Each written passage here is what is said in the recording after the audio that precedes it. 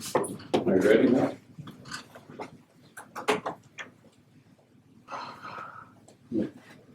Sorry, my computer's loading. I'm sorry. I just You're all right. had to help Kevin and then someone came to my office. And Not a problem.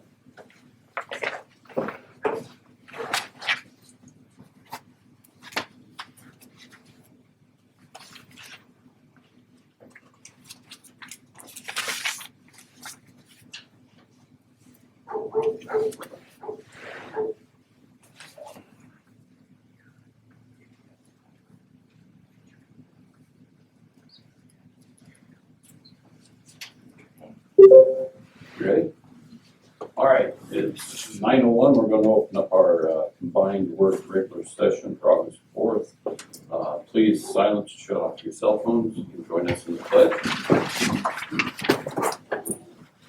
I Pledge allegiance to the flag of the United States of America and to the republic for which it stands, one nation, under God, indivisible, with liberty and justice for all.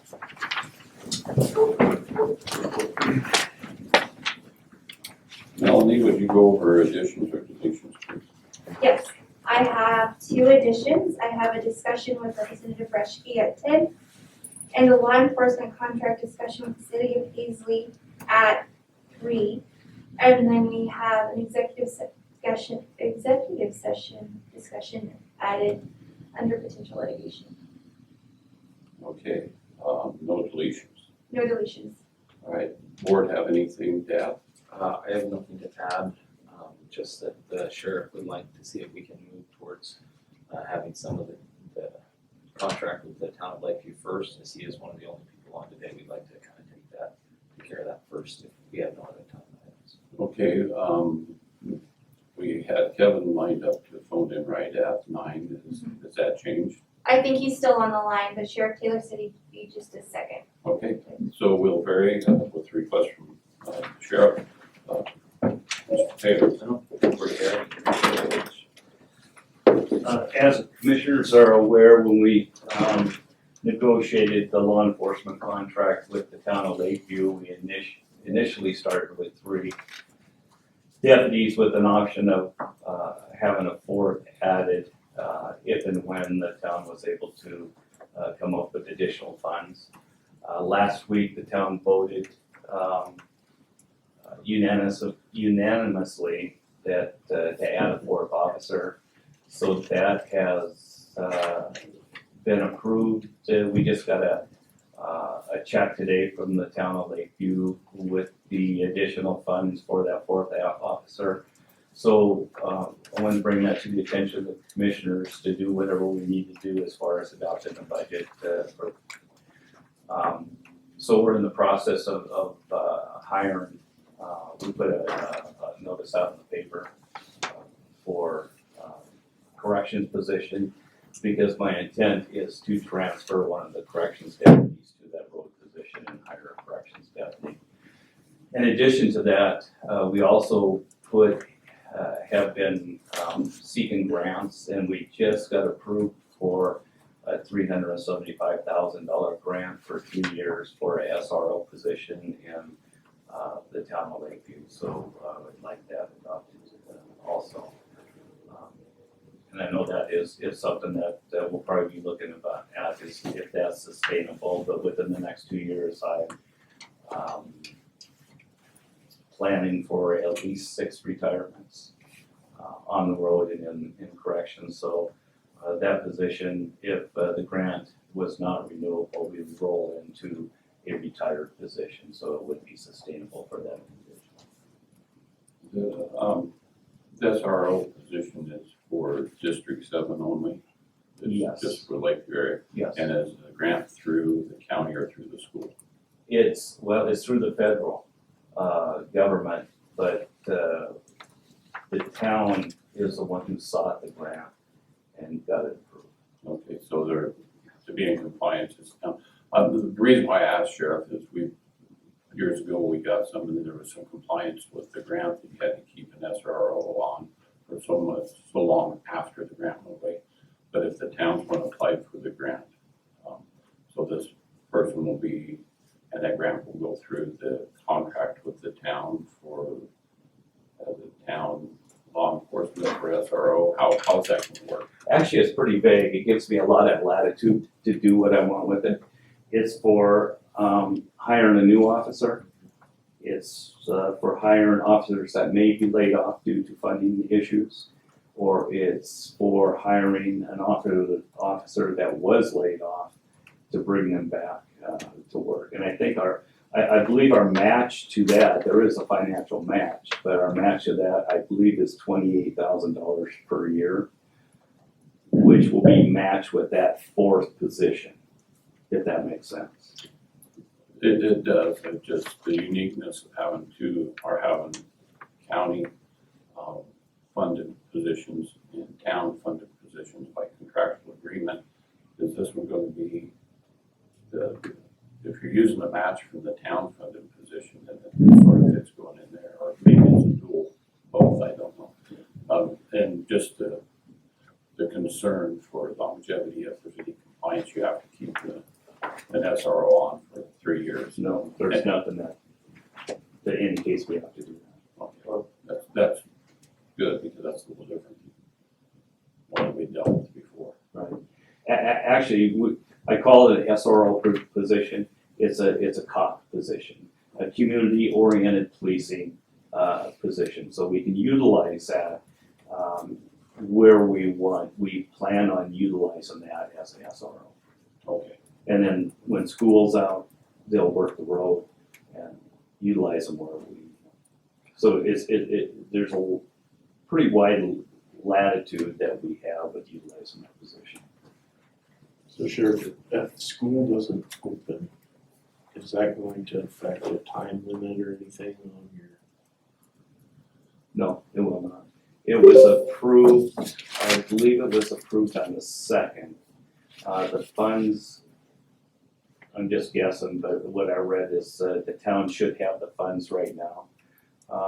Obviously, we're not prepared to utilize them at this point. We have to put them out and hire somebody to do that.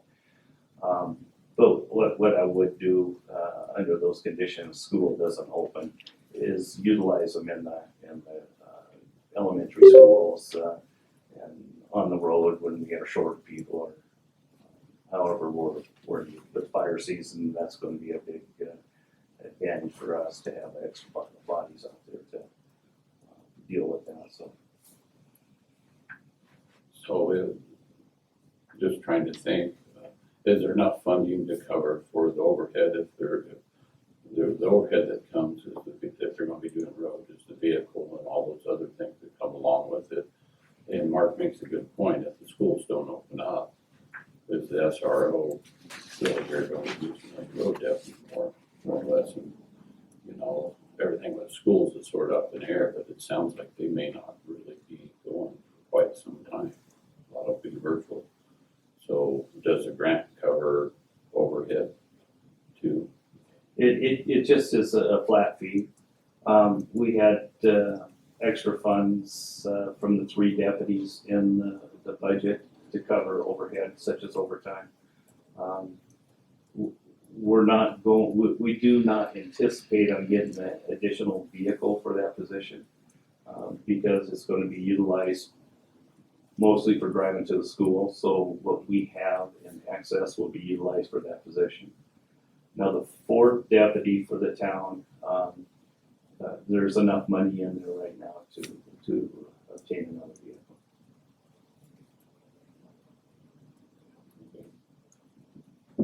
Sounds good. I have no questions. Okay. Thank you, gentlemen.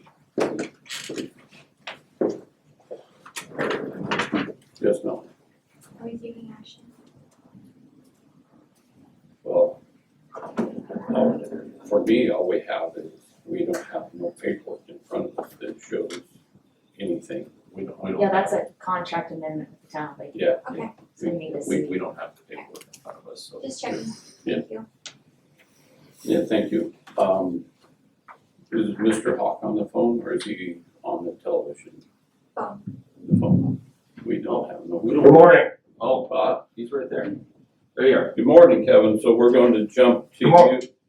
So you have two different things. Which one would you like to start first? Whichever one you guys have on top. I'm looking at the well one. All right, let's talk about the well. So for 2020 fiscal year, we budgeted for in the facilities to add a construction well to our road department site, and which would include a 6-inch well that would support the water needs for our building, eliminating us from the need to be on town water. So these two quotes address those two issues. When we asked for quotes, we asked for general, this is how many roughly gallons a minute we think we need to fill these type of pieces of equipment or these size tankers, and also to support the building needs that we have. And these are the quotes that we got back. The one thing that differs on here between the two are size of what the actual well needs are. And I think that's due to what the two different companies believe that we would need. But in talking with both of them, a 12-inch well casing for our construction needs and a 6-inch for our potable needs in the building is adequate, and that would be Fry Industries. So Kevin, Or 80, go ahead. 82,000. I was just gonna read the total. If you guys are looking at it, I was waiting, gonna see what questions you might have on the specific quotes. Yeah, I have a lot of questions. I've supported the theory of having a well for water trucks and everything. I didn't know, just reading your overview, is you want to completely go away from the city water. I have a few concerns with the suppression system and everything out there, and the guarantee of the city water there for that suppression system compared to something that's on a pump, even though we do have backup as far as electricity. Do you have concerns about the suppression system and being on a well and completely eliminating the town? Well, the suppression system would still be hooked up to that pressure. We'd still have to manage that hook to that system. To the town? Yeah, Okay. yeah. In talking with them, in talking with either company, well, actually talking with all four companies I tried to get estimates from, there was not really a great level of comfortability with the suppression, the fire side of things, the emergency side of things being hooked to the well. So we would still have to manage having town water hooked to that system. So at a minimum, you'd still have that bill. I guess just to get right to the point, I'm having a hard time figuring out the savings, even though the lower quote at 82,000 where the efficiencies are, to pay that back. I mean, being familiar with the fairgrounds this year, so far you've used about $800 worth of water. And so I'm trying to figure out how we spend this kind of money and how many years it takes back to get our investment back. I'm looking for the efficiencies, I guess I'd say.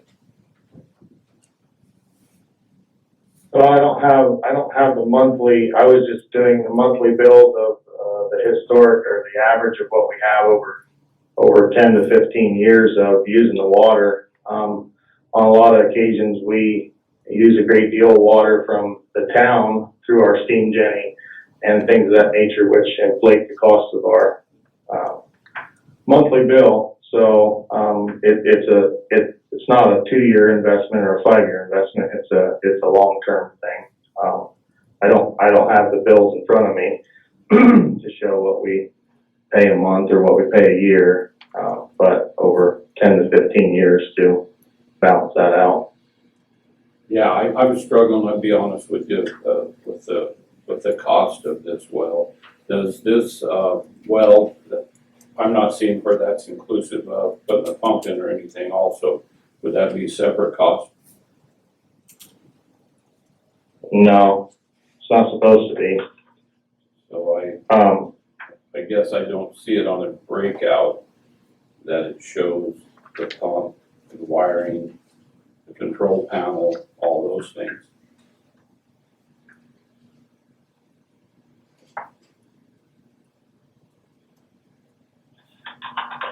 Well, I don't see it on these 2 pages. I'll have to, I can gather that information and bring it back.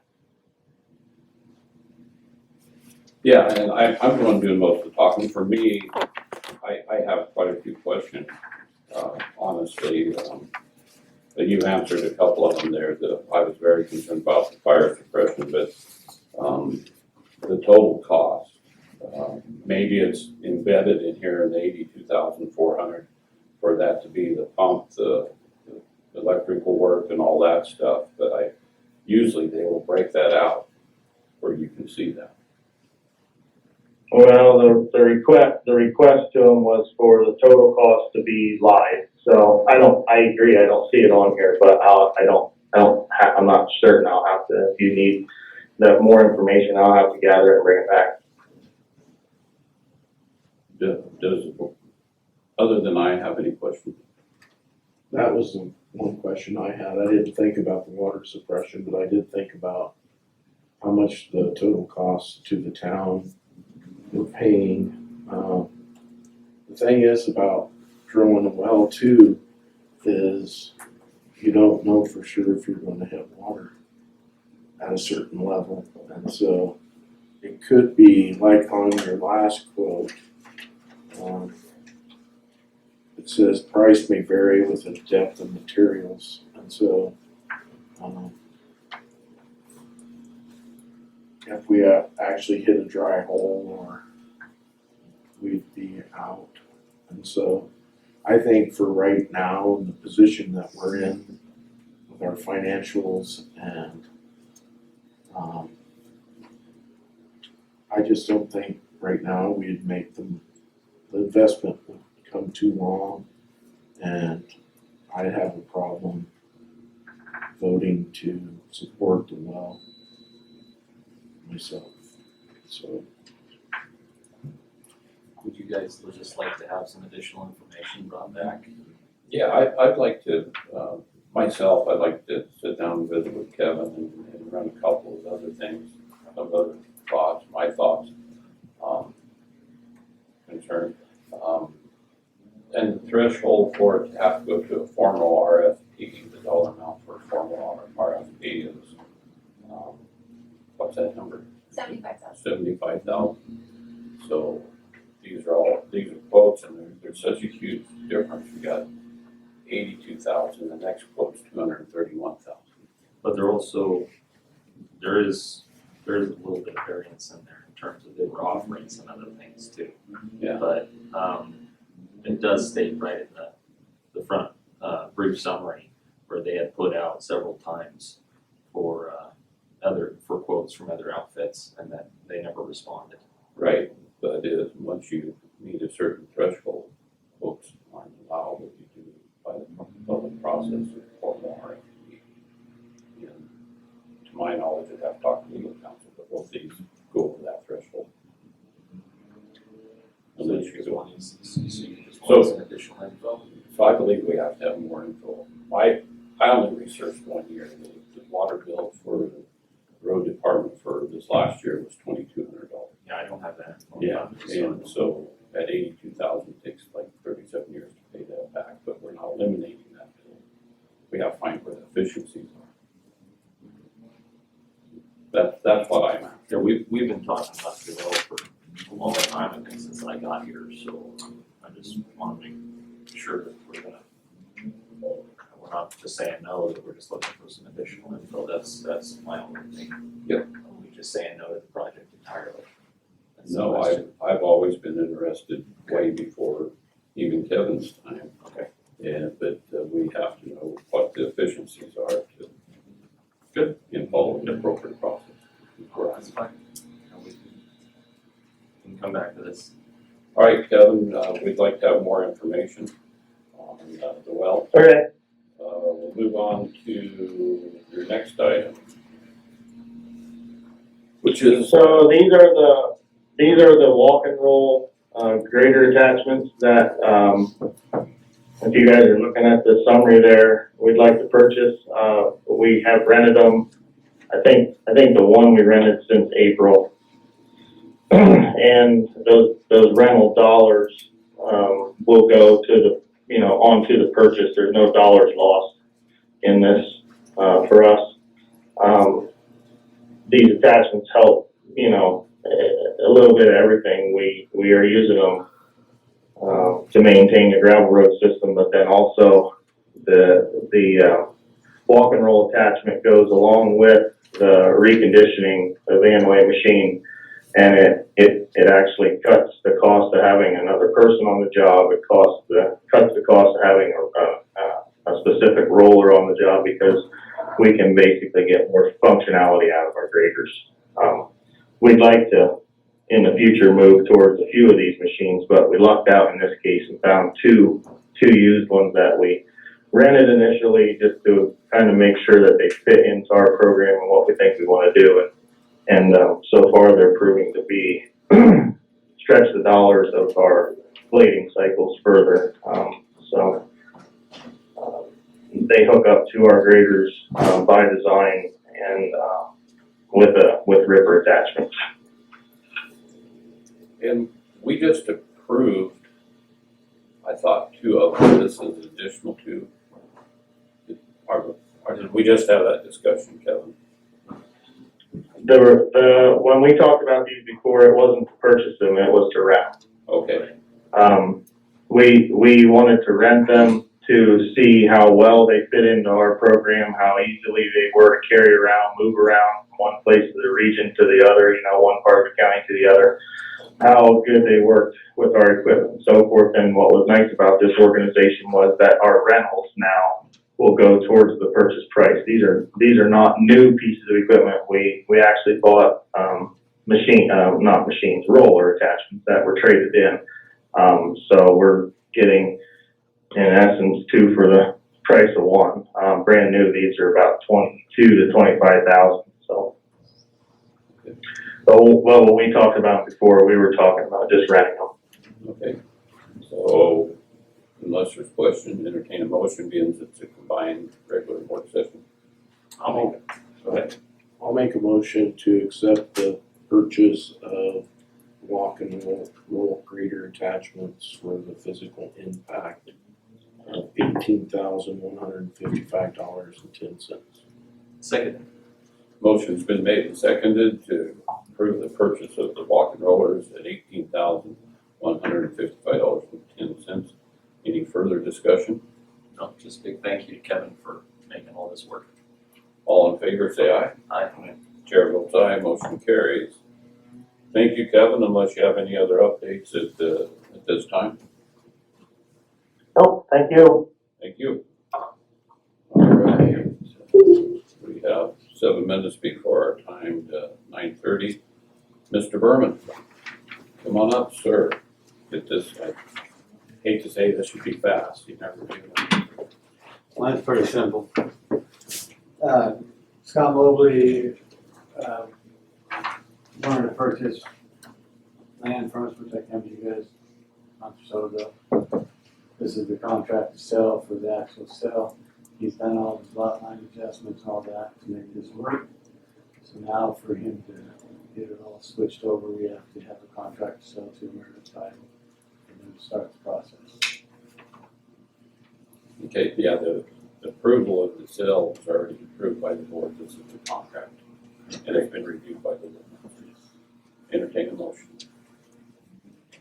I'll make a motion that we approve the contract for sale. To Scott Mobley. Second. Motion's been made and seconded to approve the contract to sell as presented. Any further discussion? All in favor, say aye. Aye. Chair votes aye, motion carries.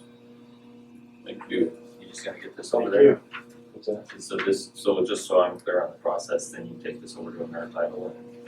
this also. Yeah, that's perfect. Is it for all three of us to sign? Yes. Yeah. It is. It is. As soon as we sign it, we can have it. Thank you.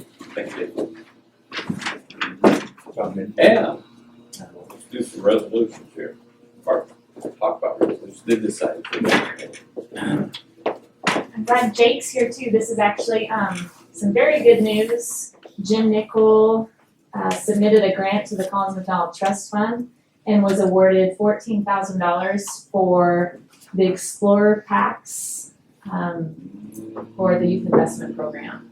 So we had talked about funding a few of these packs and maybe using Title III dollars in the budget, but now with this grant, outstanding news, $14,000 for these Explorer packs. So this resolution increases revenue in juvenile department and then increases materials and services by the same amount, $14,000. Any more comments, Jake? We won't get the money in order to buy what we need to buy. So we buy, Right, submit the receipts, we get reimbursed up to $14,000. sounds good. And the packs are for different sized kids, to work with search and rescue. It has some survival stuff in it, some stoves, some headlamps, some helmets, some different kind of stuff that is needed for search and rescue. Nice. Jim got with Daniel from Search and Rescue Deputy Tag and got this Explorers program up and off the ground. So he got some excitement out of the kids that are wanting to get involved and stay involved. So he submitted his letter of request to Collins McDonald, and we weren't expecting that much, but we got it. So That's really good. kudos to Jim and the work that he's been doing with our youth investment program. But it'll be a reimbursement, so they have to basically spend those dollars and they're reimbursed later on. Yeah, that's typical for Collins McDonald. And actually I think the deadline's December 31st. Yep. Yeah, so we'll get right with it. Sounds good. He's already gone to work and got everything priced out. He's just waiting to hit that enter button after today. Sounds good. Entertain a motion. I'll make a motion to accept the investment programs, Collins McDonald grant for $14,000. Seconded. Motion been made and seconded to accept the grant of $14,000. The resolution number is 2020-05 and not unanticipated revenue. Any further discussion? All in favor, say aye. Aye. Chair votes aye, motion carries. Go push that button, Jay. Yeah. Thank you. Thank you. All right. Want my credit card in here today, or is he having one? We got 2 minutes. 1 minute. Just real quick discussion on the emergency declaration on COVID-19. We keep that on every meeting just to have the record show whether we stay under that or not. I would say we're still on the watch list that we stay there. Just make sure. Speaking of that, what takes us off the watch list? I never got clear. Neither have I, Yeah. sir. It's supposed to have an expiration on it, but we haven't. On my calls with the coroner and everything, we've been right there at coming off of it. They haven't said what exactly it is that will bring us off of that. But one reason why I recommend staying under the emergency declaration is if we have an outbreak or anything, we could definitely look towards leveraging dollars or anything without having to do another declaration. If you guys want to stay there, fine too. I just see across our nation that the flavor of COVID is still very much regulating a lot of things. It's politically correct. It's one way of saying This is one way. I suppose I'm fine with leaving it the way it is right now, but I would like to have, like Mark's pointed out, more verification from the state as to what is keeping us on the watch list.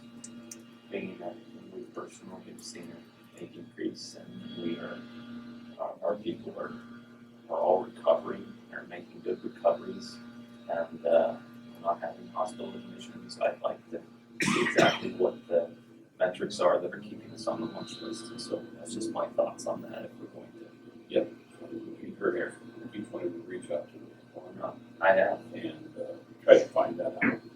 I'm not an expert on the tracing and all that, but with our small amount of operations, part of it is with the tracing and everything. There are pods where we've had some small outbreaks. Right. Connect that together. I believe that I'm not a public health official or. Well, you're the public health authority, so. Yeah, I'm one of three at the public health authority.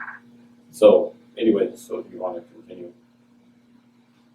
staying under that emergency declaration consensus of the board. I'd say so. I'm fine with it for now. Okay, well, please carry that on to our next meeting. We'll check on it tomorrow. We'll not check on it, we'll reference it each meeting. All right, so our 9:30, we have, Missy Paisley. Walton. Pardon me? Missy Walton. Missy Wolf. We have Paisley cleanup day. Who's all on? Good morning. Good morning. Good morning, Missy. Is it just Good you? morning. How are you? Is it just you on the phone, Missy? It's just me. Okay. So, talk to us, I guess. What is your Okay. want to do? Council wanted to do a free dump day for the residents of Paisley, and we talked to Buddy and we talked to a few other people, and Buddy explained to us that we can't do a free one, quote unquote, but there is somebody that's willing to donate some money, I guess. And so we have a limit of $150 that they are donating for this day. I just picked August 22nd. We had originally picked the 8th, but Betty suggested waiting until we had talked to you before we did it. So we have put on the flyer, as you see. There's one truck bed per resident, has to be even with the rails, no hazardous material, residents living within a 5-mile radius of the city. And somebody, if there's any questions, they'll come to City Hall, and somebody from the city, either an employee or a council member, will be on site at the dump all day that day. Mainly just to clean up yard waste. Very, very interesting. Not opposed to it at all. Where that there's going to be it's free because it's paid for by a donation. Concern, Right. and it sounds like with your explanation takes care of my concern is when you say Paisley Free Dump Day, being able to regulate the 5-mile radius, and you will have somebody there that will regulate that. It won't be our attendant, it will be one of the council members or yourself. Yep. Yeah, I think what they're planning on doing is kind of rotating everybody throughout the day. That way everybody gets a chance to be on hand. Okay, and I think I'll probably, the other two haven't thought of this, the county would probably be interested in matching that 150 with another 150 out of our video. Oh, that was phenomenal. Just like, we haven't gave free dump days, but we've helped other good causes out financially by contributing some dollars, so, you can't see, but the board sort of shaking their head, they probably both thought of the same thing, I just personally opened my mouth. So, Okay. I kind of thought that's what we were going to do today regardless, but so We're clean. would you anticipate at more than $300, that'd be $150 from the county and the other, that it would be possible for there to be more of a cleanup than that? Would it be possible? I'm sorry, I didn't hear the last part. Do you think $300 would cover what you're anticipating would come in for your dump day? I think it would cover it. I think in discussion, they talked about maybe doing it once or twice a year. So, I mean, I can't imagine it not being all used up, but if it's not, we can just go from there and I can let you know and, So I'm trying to read the board I set with, $300 seems pretty low. Do we want to go a little bit more on our contribution for if they go over the $300? That, we don't have scale. That'd be a contribution of $350 and then $150 they got. Well, we gave 150 for the Christmas Valley cleanup, and that's what we pretty much talked. Well, we put money aside for that, correct, Melanie? It was 150.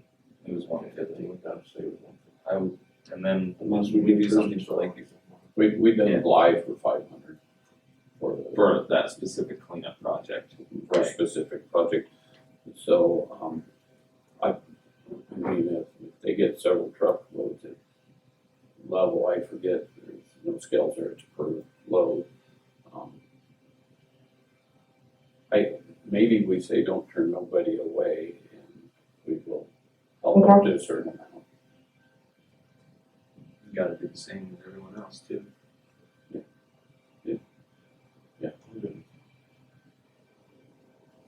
What you guys push? I would just keep it simple and stick with the 150 for now. All right, So, okay. that's just my thoughts, but, you guys are free to do it, whatever you'd like, I just think, to maintain that consistency, we did 150 in Christmas Valley, is what we've talked about here in Lakeview, and I think, for now, it sounds like Paisley wasn't even really expecting us to do that. I'd like to kind of just keep it at that 150 for now, especially with the budget constraints that we're all facing. So, Okay, is that a motion? you can take it that way, I guess, yeah. Would you like to make a motion? I'll make that as a motion to approve $150 for the Paisley cleanup day. Second. Motion's been made and seconded to contribute match 150 to the Paisley dump cleanup day, out of the video lottery dollars. Any further discussion? Just one item, when we gave the 500 to Bly for their specific project, that was to call the Klamath County Commissioners out and get them to put forward 1,000. So this, Which it did. which it did, and it worked. So just throwing that out there. Well, So, We it's just also have to acknowledge that amount of garbage or refuse, whatever you want to call it, did come to our land. correct. We weren't donating money that went to another town. Right. So there's And it was for a community center. the Klamath dollars came to our. Correct. That $1,000 came from here. So Any further discussion? All in favor, say aye. Aye. Aye. Chair votes aye, motion carries. Misty, thank you so much. thank you, Missy. thank you guys, appreciate it. All right, You guys have a good day. you You too, thank you. Bye. 10 o'clock. We're moving down the list. Melanie, third amendment to OHA agreement. Judy asked me to present this for her. It's an amendment, the state reallocated some, WIC funding and food dollars for their program. So, total amount. I think we lost everyone on the phone. I think that just broke the budget. We couldn't pay the light bill for half a second. My computer did go off. So the total amount that Lake County will be getting is $3,351 for the statewide food program. They're just amending the amount that they've already allocated to us.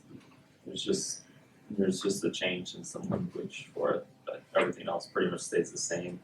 They didn't change anything, they didn't take anything out of the contract, they just put an addition, and then you can see that at the bottom as it's underlined for the. Yeah.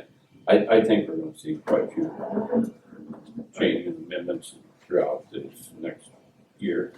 The other thing is, these all have to come through us, even though we contract out the service. they changed some of these dollars, the way these dollars were broken up and distributed. The distribution of these dollars changed, and so they make these amendments to each county basically to make sure that they're still getting their proper allocation. So entertain a motion.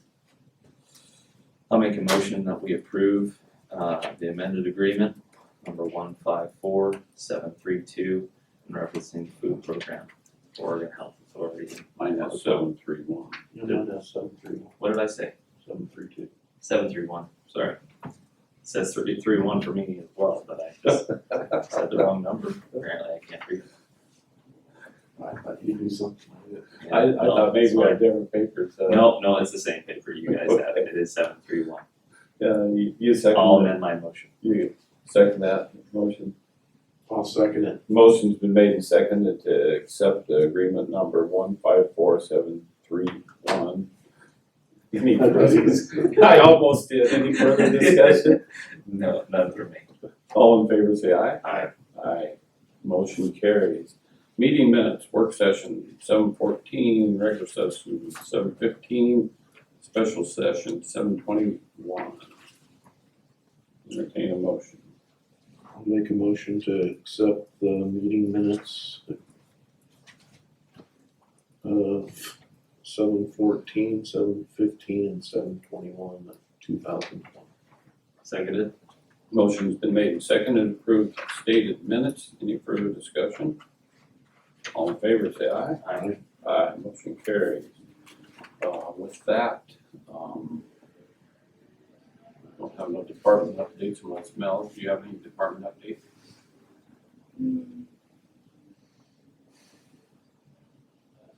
Say that's a no.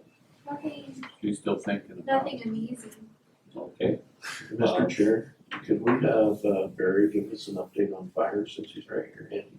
If we have Come on, what? On fires. Come on up, sir.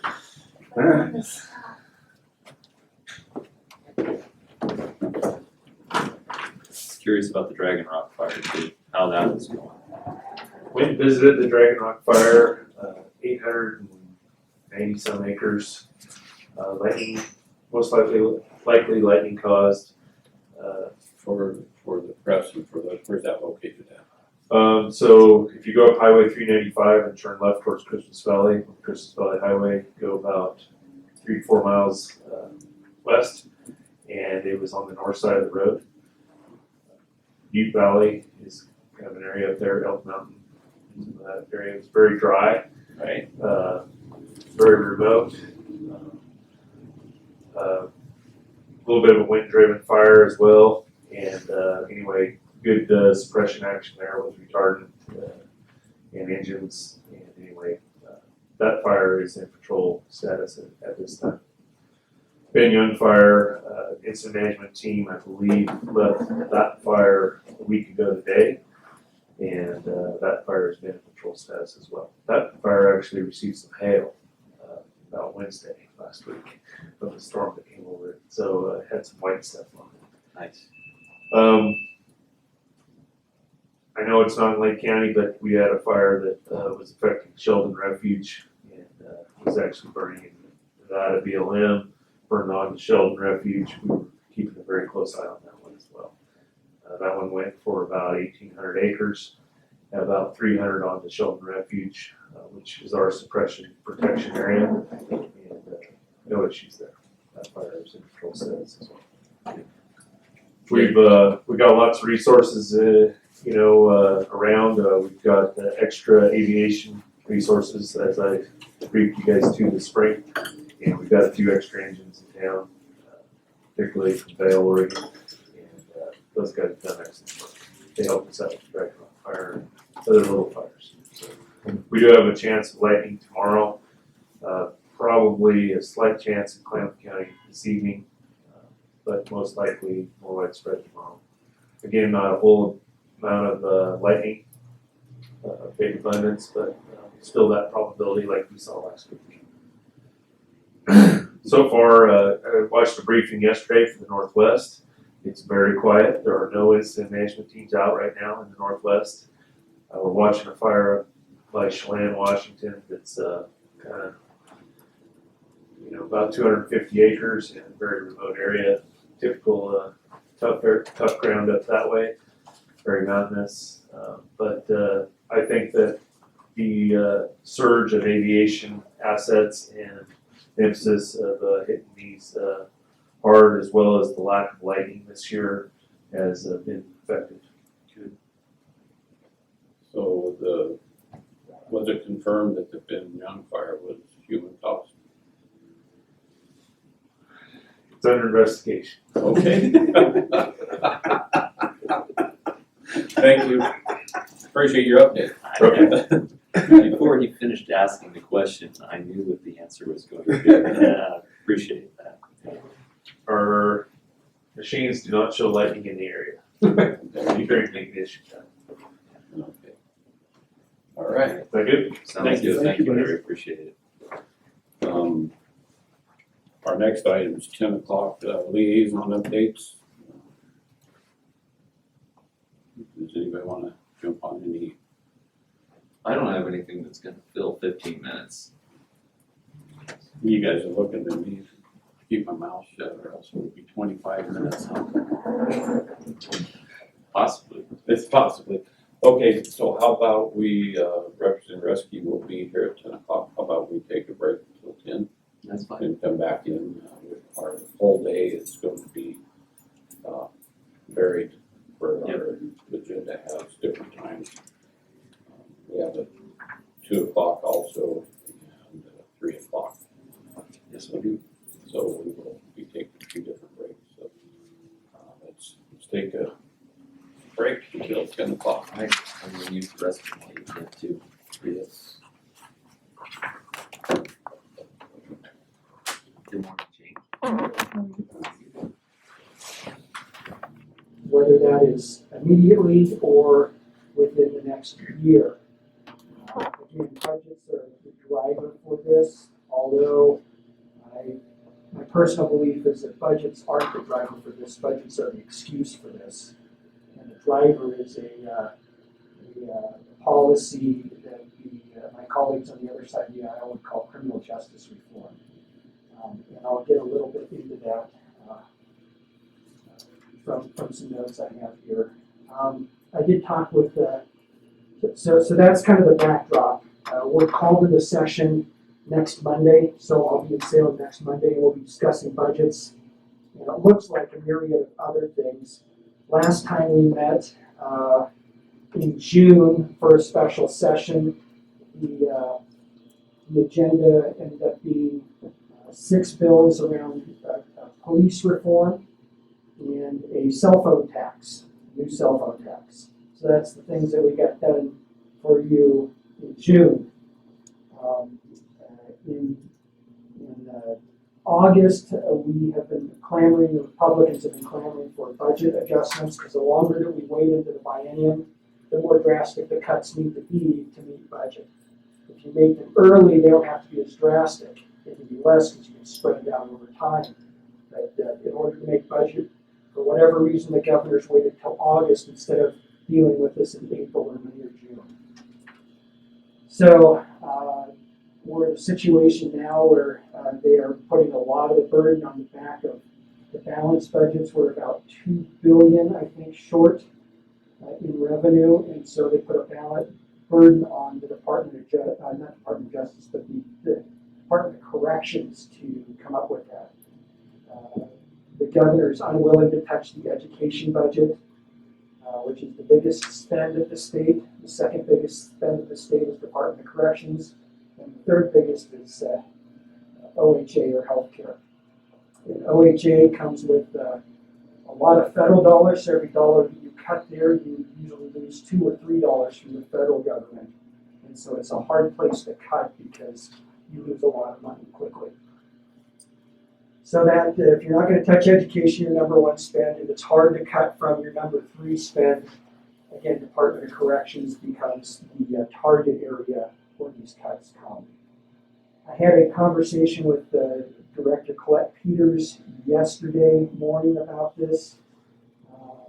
This has been a conversation that's been going on since, I've known about it since early July, the possibility. I started working behind the scenes and then started getting other people involved in it. Many people in this room know that there was a meeting from the Public Safety Subcommittee a few weeks ago, I think it was a week ago. I think it was a week ago from Friday. And they met, and all they would discuss were the closure of Shutter Creek at Coos Bay. They said that their intention was to just only take testimony that day for things that were going to be cut. And so they wanted to hear from the Coos Bay community that Lakeview and Lake County didn't need to do that because the goal was to look at closing it in 21-23 biennium, not immediately.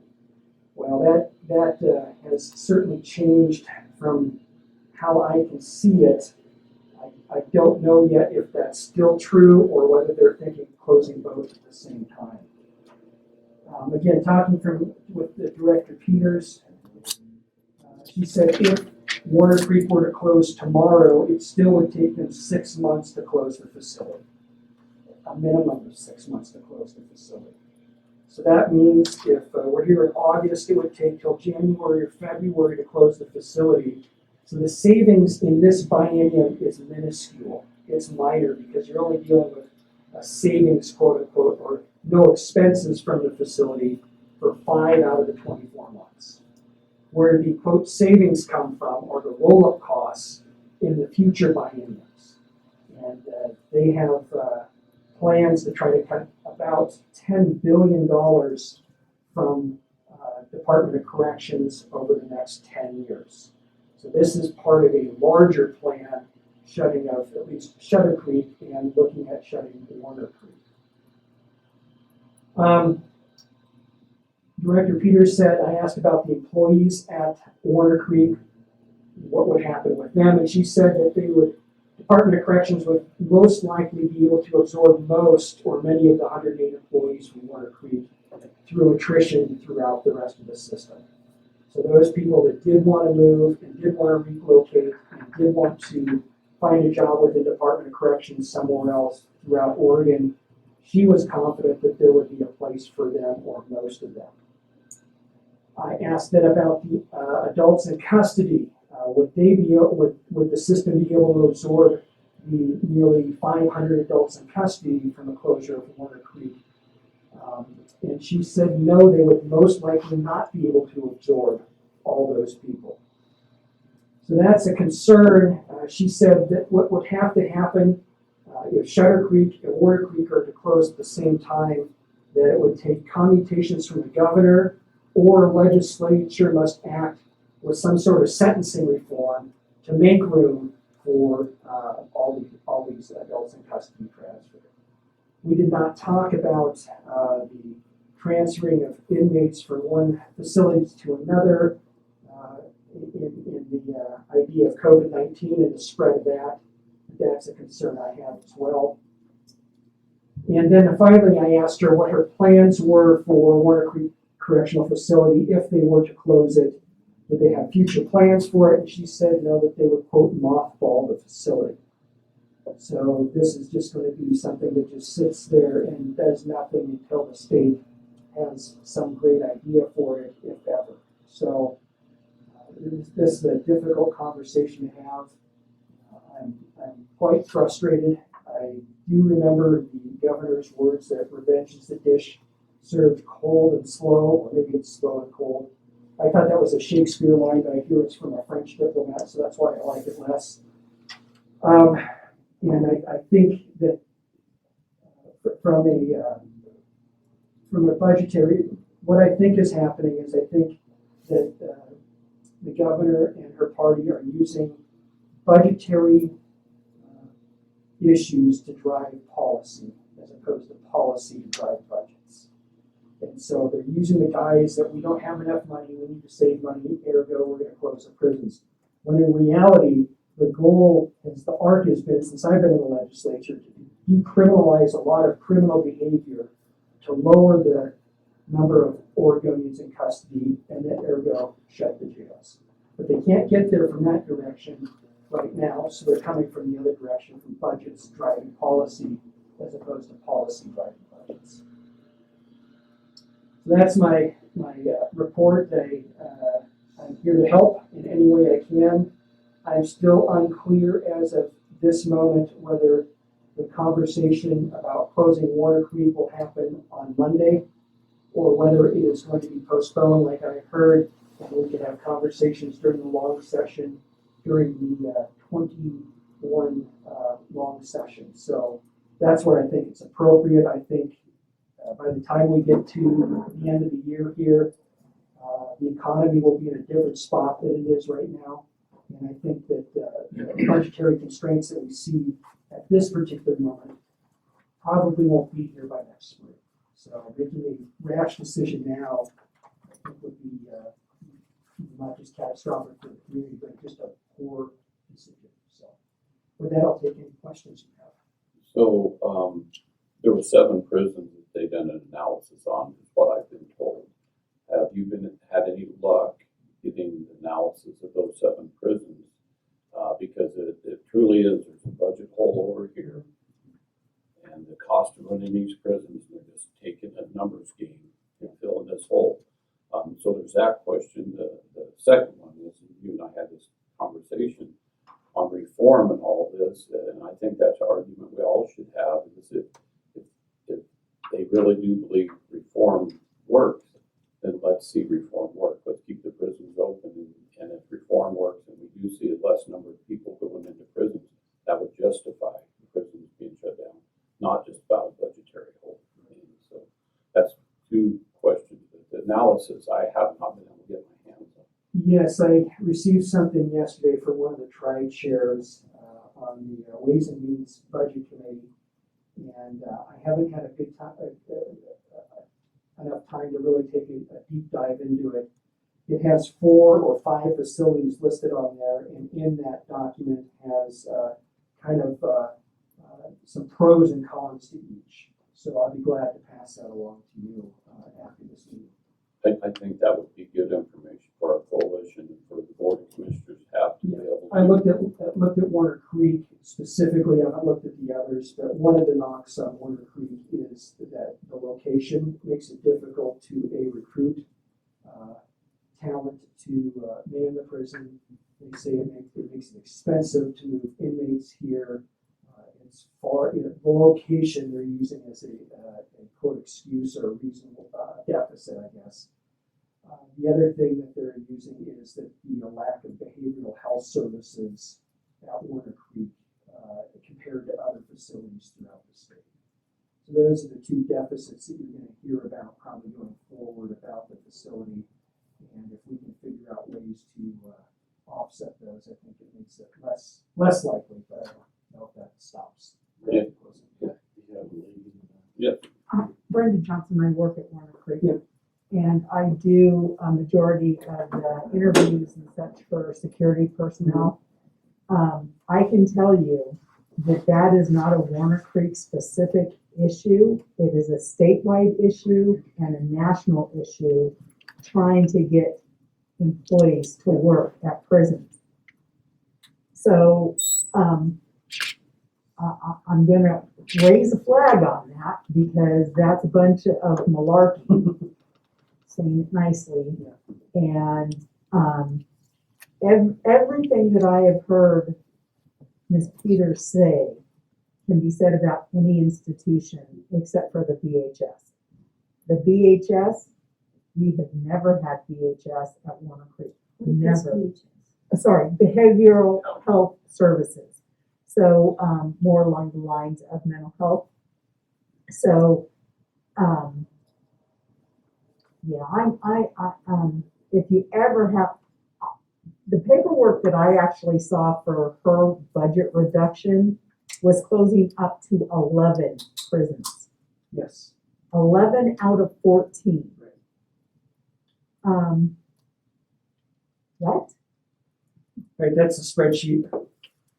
That's the spreadsheet that I saw as well. Yes. Initially it was 11 out of 14. That's where they started the conversation. Yeah.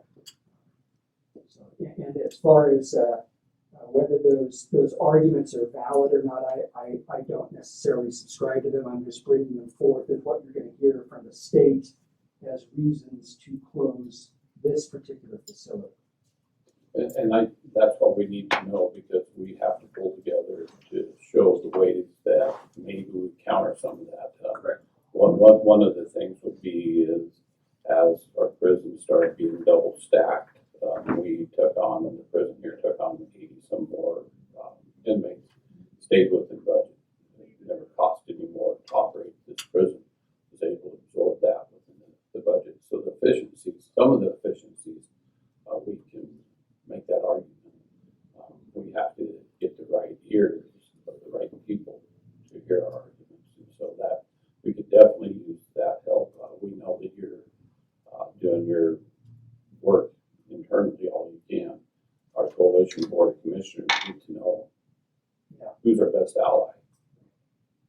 That would be me, but you need more than me. So. Yes. I was gonna go, I can't remember where I was gonna go, but that thought left the station, so it will come back, I'm sure. But I think that it would, what Shutter Creek has done, the community of Coos Bay, they've had a email campaign going since the Public Safety Committee, I think, adjourned last Friday, a week ago Friday. So my inbox continues to get foreign emails from people from Coos Bay saying, please don't close Shutter Creek for reasons X, Y, and Z. I'm not convinced that those are necessarily as effective, because they're foreign emails, and you can see that they're foreign emails, and as a legislator I get a zillion foreign emails, and they don't have the impact as a personal email or a personal letter. Right now, letters are going to be difficult to get to Salem and to people's offices in time, but a personal email to the tri-chairs and the public safety subcommittee would be very helpful, I think, at this time. I know there were about 56 pages of testimony that were sent to the committee for their committee hearing a week ago Friday. I think that taking those letters, and if people do send them directly to the members on the committee, not just to the committee for the record, I think would be helpful. So you're saying special session next week. Next Monday starts, the definition around what it is and for how long hasn't been determined yet. Do you anticipate any opportunities for the coalition or for commissioners to do any testifying, or? I will work very hard to make sure there is opportunity for you to testify. Because I think that we got shortchanged. If I hear that it's on the slate to be closed, or if it's in, what will happen is a budget will be presented and it will be voted on, and then it will move forward to the chamber floors. And the question is on that budget, is Warner Creek in the budget, or has it been cut from the budget? And so that if it's cut from the budget, then I think you have every opportunity we have every right to come forward and say, we didn't get to talk before, you need to hear us now. You don't just get to cut us without listening to our testimony. Right. Because we didn't come last time because we weren't on the cuts list, and now we are, so you get to hear from us. If you're not on the cuts list, if Warner Creek's not on the cuts list, and the plan is to look at it in the 21-23 biennium, then I don't think we do a whole lot more. But I'm operating from the idea, let's be as prepared as possible, and if we get a good result and we're still in the budget, then fantastic. But I'd hate to be the other way around, assuming we're in the budget and then find out we're not and not be prepared. Okay, so you probably won't like this next question. So have you thought of any other places of reductions within the state budgets to alleviate shutting down the prisons? Is there any other anticipated more revenues or any other places that can be cut that we could present as an argument to keep this one open? Yeah, I think Shutter Creek has made an argument for one of the 4 prisons located in Salem, for just if you lay off workers there. That economy is much bigger and can absorb those workers. There's a lot more opportunity for people to find jobs in Salem if a prison were to close as opposed to if it were to close in Lakeview or Coos Bay. I've asked also I asked the Legislative Fiscal Office, was there a way to not shut a prison, but was there a way to shut maybe pods within a prison? So not just pick a facility, but pick certain areas in particular facilities. The answer I got back was no, you couldn't get to there from here or here from there. I have a couple of other ideas. The governor has said that we're all in this together. So when you pick on a community like Lake County and don't pick on anybody else, I don't think we're all in this together. So something that I'm thinking about and haven't pushed forward yet, but would be to have a 2 to 3% salary reduction for all state employees the rest of the biennium. That would give the state $60 to $90 million in which to keep essential services going until we get to the end of the year. So I know you and I had talked that maybe Department of Corrections could take a pay cut, but I took it a step further, saying, well, if we're all in this together, then we're all in this together. So every state employee, including myself, should take a 2 to 3% pay cut until next July 1st when budget cycles renew. And then we're all in this together, and then we can make sure that the services needed by Oregonians stay up. Thank you for that. The CARES dollars coming down, and like you say, like OHA is 1 to 3. Yeah. But with the CARES dollars and things, it should be able to alleviate and replenish some of those dollars out there. Is there any way of moving some dollars around that way? Not CARES dollars, Right. but freeing up some general fund dollars that could be used for general fund operations?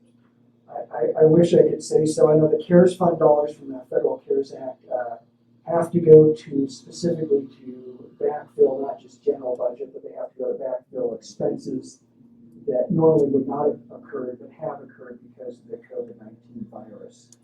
And the governor has pushed most of that money to the 3 counties near Portland, Multnomah, Washington, and Clackamas.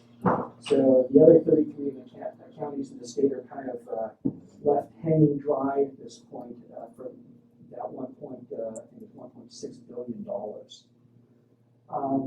coming through, I think, 48 different streams into the state.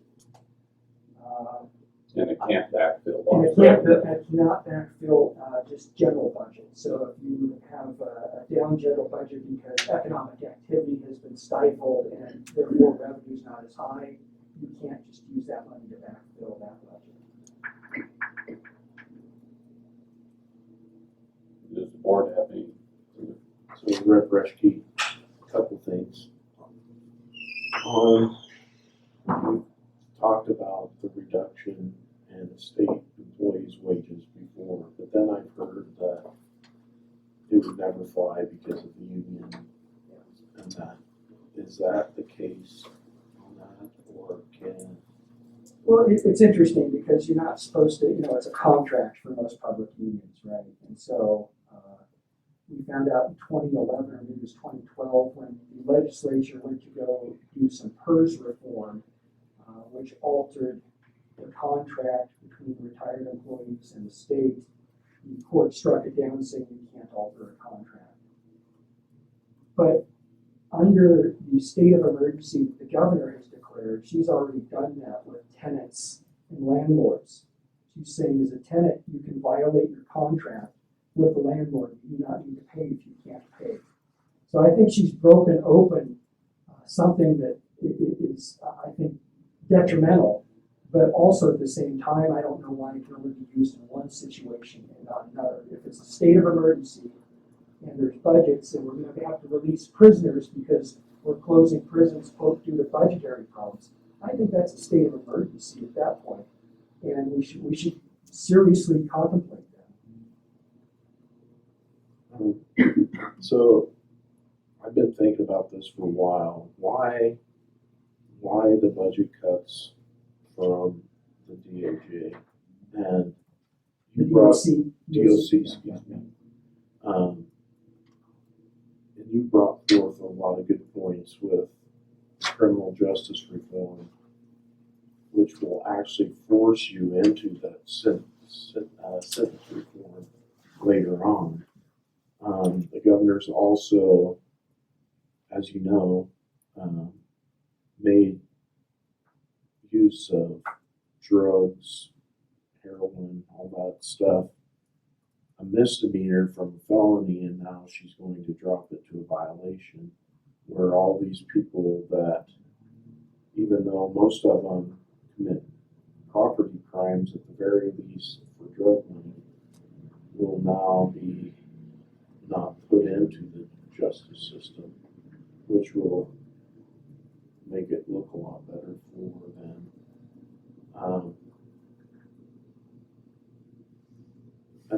And where I'm going with this is this the means to the end? Is this what they want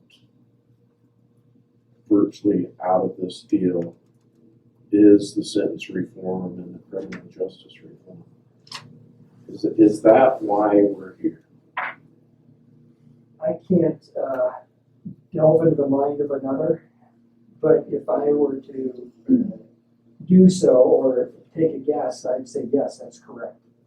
I think this is where they want to go. Budgets are just a convenient way to get there right now. So the governor, I don't know how many she's commutated so far, but I'm sure she's ready to go with her pen to let other non-violent criminals free, and that's the term you'll hear, non-violent criminals. I was hearing the other day that if you don't die, it's not violent. If you get injured, you heal, so that's not violent. Or if your car is tagged with some colorful language, that's not violence because you can repaint your car. So you have to be careful how we hear words and we assign meaning to them, but it's very important to understand what the current leadership means when they say nonviolent. Because we may draw one conclusion, they may have something else in mind. So, Well, we obviously have a need if they're having double stack prisons. yeah, and I Even with reduction down to misdemeanor and everything, if we're double stacking prisons across the state, pretty good argument. right. Then you're going to hear from the ACLU saying this is inhumane and you need to Unsafe working conditions. Yeah, exactly. So I think that the system is being gamed for a particular result. And so then we didn't want to take anything out of the schools, but Lake County will lose 1.1 million just in funding from the schools, not counting the loss of at least 5 teachers. And so how is that helping our schools? We're all in this together, I would say, to quote somebody else. But no, I think that looking at this as the way you describe it, it goes out. It isn't just contained within Department of Corrections. It's as much as we don't want prisons to be correctional facilities to be economic drivers, when you put a prison in a small community, it is an economic driver. And so when you pull it out, it has economic repercussions throughout the community. There's no doubt about it. So what you say is, I believe to be true, is that it is going to hurt schools, even though they say they're not going to have schools, they're not going to touch the school budget. How big is the actual gap that the state is looking to fill? This per record. It's about 1.2 billion. It's around that, yeah. That's a good round yes number. Yeah. You opened up with 2 billion short. I did the 2 billion. I think I was annualizing it, so I think there's been different numbers, 1 billion and 2 billion thrown around. Okay. So even if we were just to use that rough estimate number, 1 to 2 billion, my only thoughts is even if we did or were able to get for all state employees to take a pay cut of 2 to 3%, you get that 90 million statewide. I don't really think that's gonna get us very close to closing that gap. And so I think that if we're going to look for closing that gap, we need to have a broader discussion as to, go out and look at other things that we may need to cut, not just closing facilities. If we want to present an alternative, out of the current environment, I'm not an expert in this, but I really don't see how closing prisons is necessarily going to solve anything, especially with the rise in crime that we're seeing in a lot of these things. Even if you absolve a lot of the crimes that are currently crimes, I feel like we're going to be causing more problems in solving them. You nailed it, puts a burden on the county, more problems in the county. And we already have one of the oldest jails in the state, and it is going to affect us tremendously. I suppose that's my thoughts, just having a broader discussion as to what the No, I options are. agree. I mean, let's use $1.2 billion, about 450 million of that is gonna come from the rainy day fund for schools. So part of that shortfall is education. The way they keep education whole is they pull from the rainy day fund.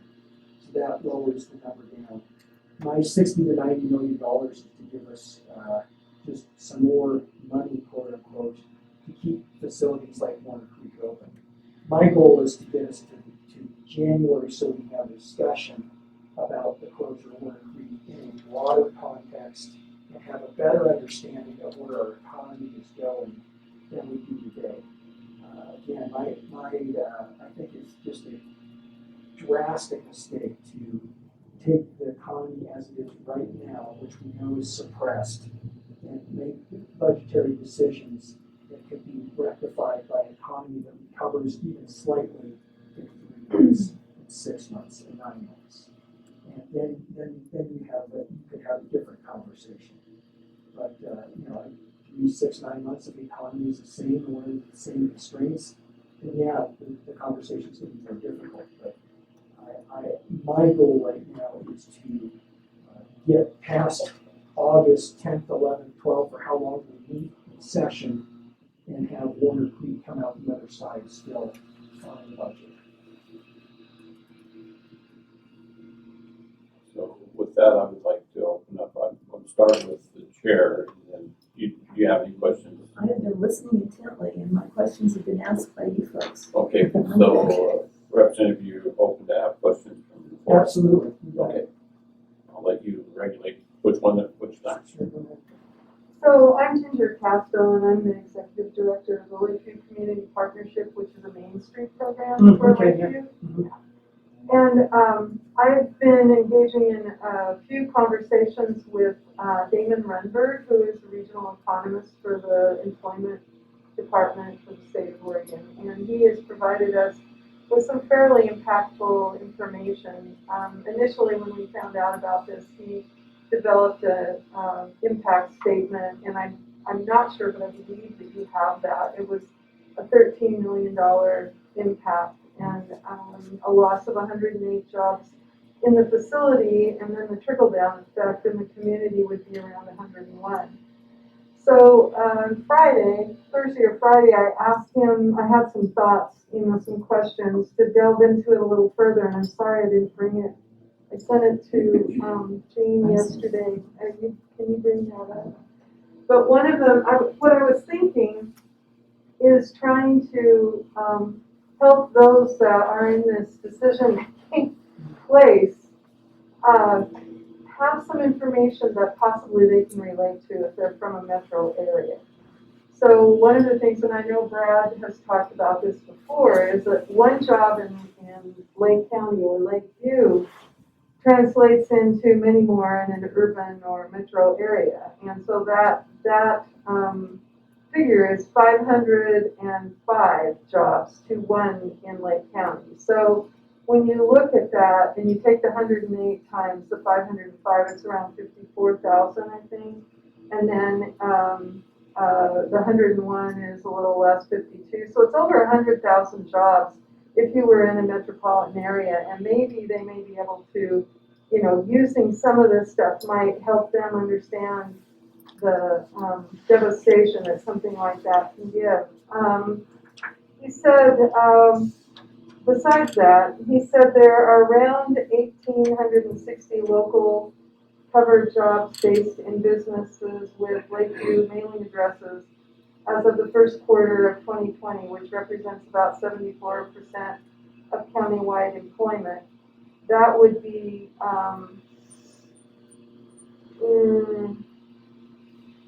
just a second here.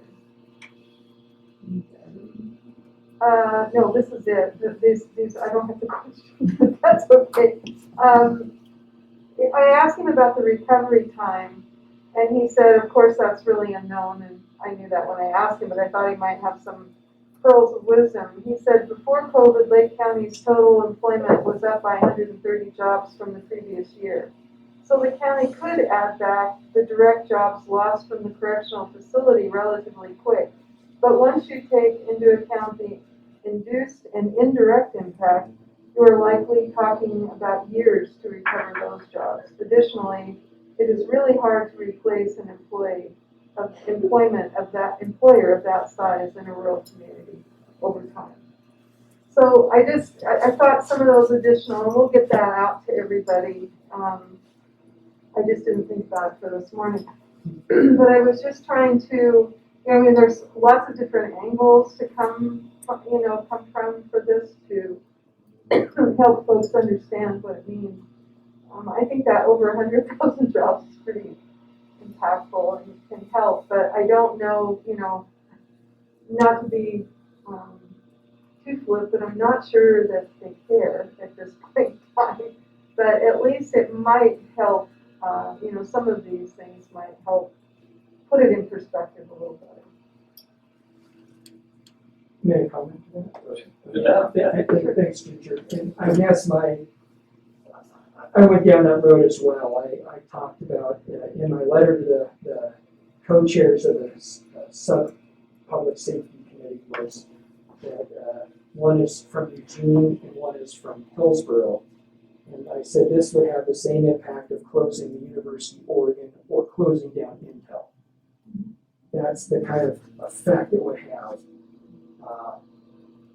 Like you, I think that's a valid argument. I don't know if it's a persuasive argument, because I think there's something else going. It's not economics that they're concerned about so much. Is there is an agenda that the governor is driving, and that agenda means looking at closing 11 of 14 prisons as a legitimate way forward with criminal justice. And I just think that is a dangerous place to go.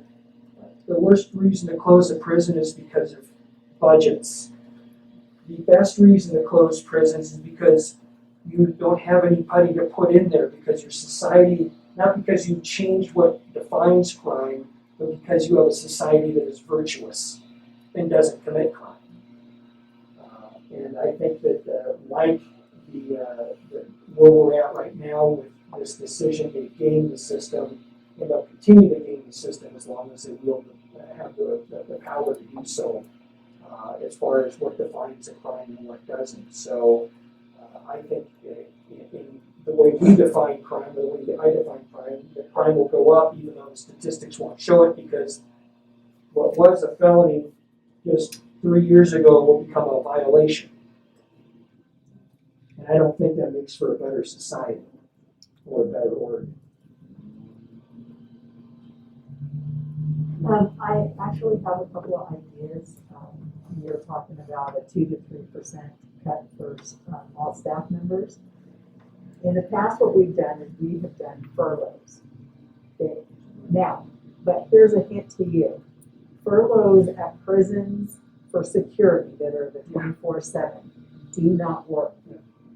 So the people that are in that type of situation, to me, it would be a good idea to do a percentage. But take away the fight before they say, well, that doesn't work for prisons. Right. So, so just that. Good idea. I'm open to ideas. Again, I think that this is a big push by the governor. It's a political year. And so, and normally we wouldn't be having this discussion because we wouldn't be needing to discuss budgets because we would be out of session. The budget discussions would have happened in February, and again, because of the governor's lockdown, it's crippled our economy, and here's the ripple effects of those actions. So again, I think that they're using budgets to slyly push through a policy as opposed to the other way around. I totally agree. So I just wanted to comment on a couple of things there. I do believe that all of our arguments are valid, but the decision makers have to have a solution to fill that amount that they're short. If we can find a way to say, you can fill this here without shutting down prisons, is all we got to try to find. Just for your knowledge, other state departments have already implemented some furlough days. Yeah. So that's already has started with some state departments. I know the Department of Education has already done that. So I know many teachers that are quote working 4 days and then furloughing the 5th day and then claiming that as unemployment actually. So it's, it is being done, yeah. I know the state court system here, 1 day a month furloughing, plus they have one employee off on unemployment furlough. Right. Some special way to make it happen. But just, Sure. even Brenda brought that forward, you know, there's been some creative ways already done. But I believe, Charlie, did you have a question? I did. Representative Reschke, thank you for your service. You bet. One of the things that my belief is that this is an urban-rural issue, and that there's a lot of attempt to try and support urban environments. But one question you might try to address is, has any other state done a drastic cut of prisons like Oregon is suggesting? And if so, what have been the results of it? If in fact it worked well in Utah, great, we could learn from that. If in fact it didn't work well in another state that tried this, maybe we ought to use that as an example to say, it's a great idea, but here are the impacts. I believe in California, as an example, because of COVID, they elected to release many adults in custody, which caused a surge in crime in some of the urban settings. I believe in Chicago, where they released many adults in custody, studies have shown that actually caused COVID-19 to get spread much more rapidly than otherwise would have happened. So there are some consequences to releasing people early or without a lot of thought. It might be something to I appreciate that. I mean, transferring adults in custody is problematic in my mind because of the spread of COVID or the potential spread of COVID. So I might be in a facility that doesn't have it, and all of a sudden I go to a facility that does have it and I contract it. Whereas I would have stayed in a facility that was isolated and didn't have it. Or converse, I'm in a facility that has it and I go to a facility that doesn't have it and now I've spread it there. So yeah, I think looking at other states or asking the question whether other states have taken these steps and what are the results is, we don't have to be the pioneer in this necessarily. Thank you.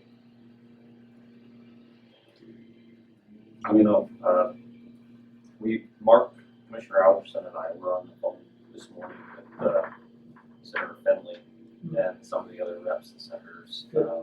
Senator Bill Hansel is on the line, and he was talking to us about some of the discussions that are going on at the state. And I think you're spot on the fact that a lot of this has become very political, and there's definitely other agendas that are being pushed, not just in terms of prison reform, but police reform and things like that. There's actual discussions about making all law enforcement wear the same uniform in the state of Oregon, all law enforcement. And of course, Senator Hansel brought up the it's a horrible idea. Commissioner Schaefer from Umatilla County, who is former law enforcement, said that's actually a really bad problem for accountability. Because when you have an incident where you have state, county, and other officers all on the scene and someone does something, first question is, well, who did it? Well, I don't know. He was wearing a brown uniform. And it's like, okay, well, that's a county deputy or so forth. And so it's easier to find the person that, that screwed up and have made a mistake to hold people accountable and different agencies accountable. But you'll very often have multiple agencies on one scene. But the idea that someone thought that that was a good idea and brought that before our legislature, these conversations are taking place far beyond us at county level. And we're not in the room when these things are being discussed. We don't hear about them. Gentlemen like yourself come before us and talk to us and let us know that this is taking place. Prison reform, police reform, those are two very, very big discussions that are taking place. And honestly, I don't know if we're really equipped or prepared to stem the wave that is headed towards us. I suppose our biggest concern right now is just trying to find a path forward for the state to present an alternative argument, like Commissioner Comissioners said, trying to find a way that we can fill that hole, because that is a real hole to them. We're on their side. We want to work with the state to try and find a solution to this. But closing our prisons right now for us, I think it sounds like a consensus from this board and around the room in this community, that is a very, very bad idea. Oh, one of the very sad things about it is now it's post-prison gets prison, community gets community. Yeah. Whenever the state of Oregon has an issue, we need to have these prisons open across the state. And so even our own discussions, you start trying to, and it starts segmenting us that much more. Well, one, that Multnomah County needs to be closed over, and Eastern Oregon and everything. And we don't want to do that. And what's our need? We have need people be in custody. We have to fill that need as far as a budgetary thing. And so whenever we get to bickering amongst each other, we lose sight of trying to find the whole that is there. And it starts choosing one community over another community. And for myself, that's just not where I'm at. We have to find the money to backfill it some way. Part of the solution,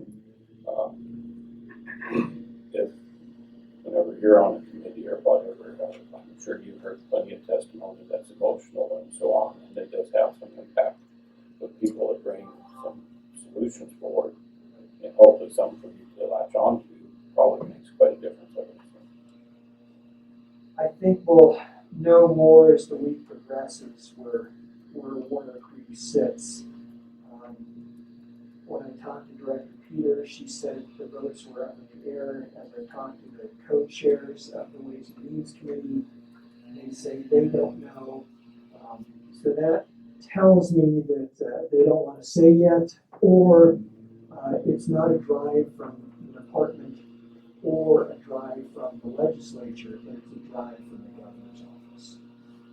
And so it just depends on politically how strong leaders in the legislature are willing to hold the line, and if we can give them as much support as possible to hold that line, I think we'll have a good shot. But, providing alternatives is always helpful. Some other questions? I have a question for the coalition, my board actually. So,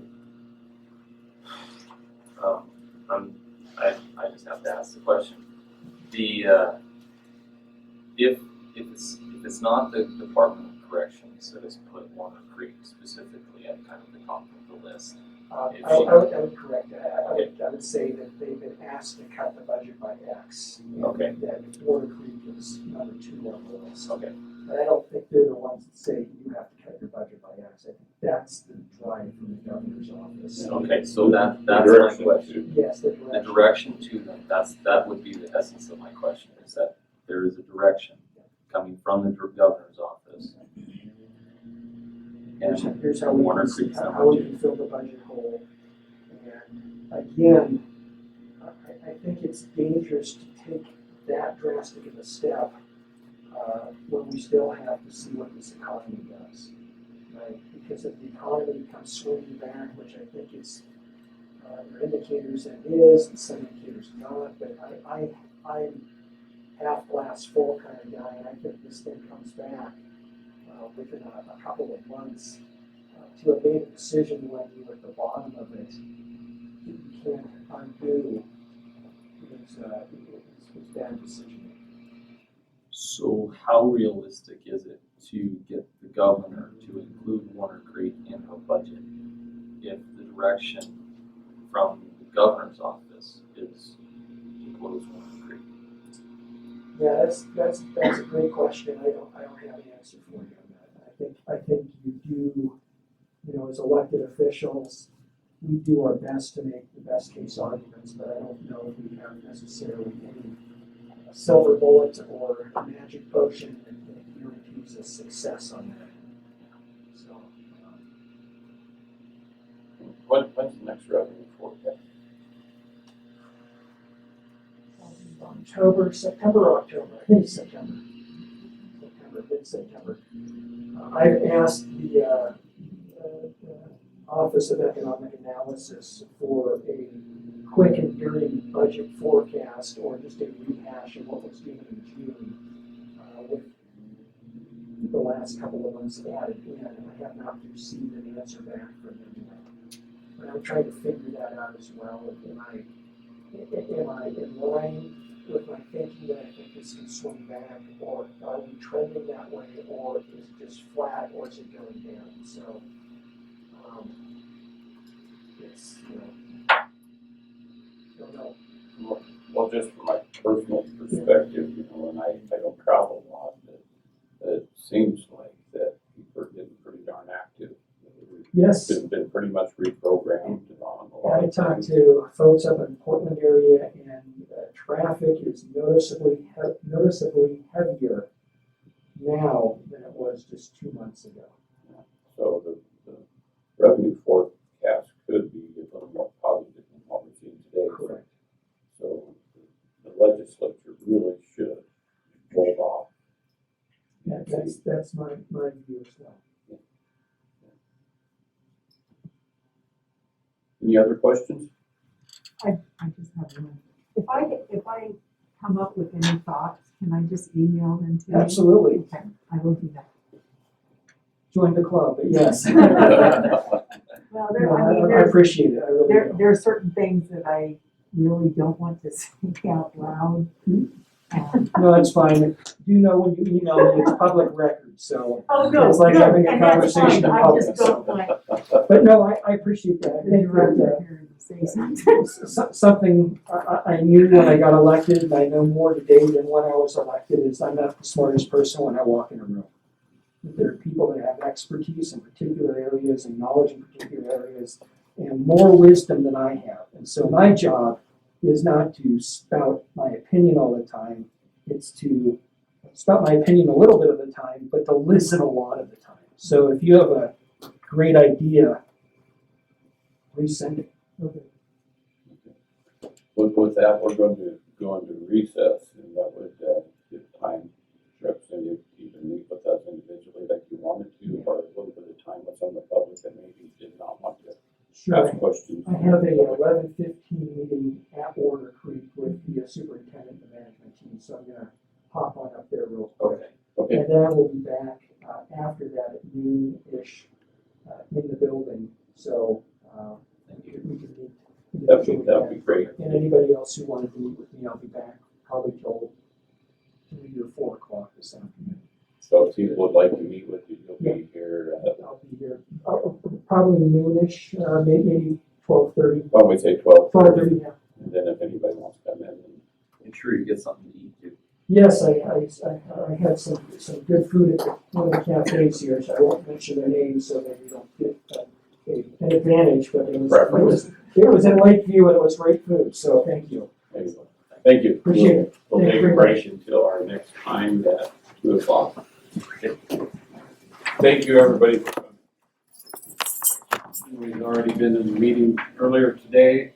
Our 2 o'clock is the LCP discussion on Roundup Tavern.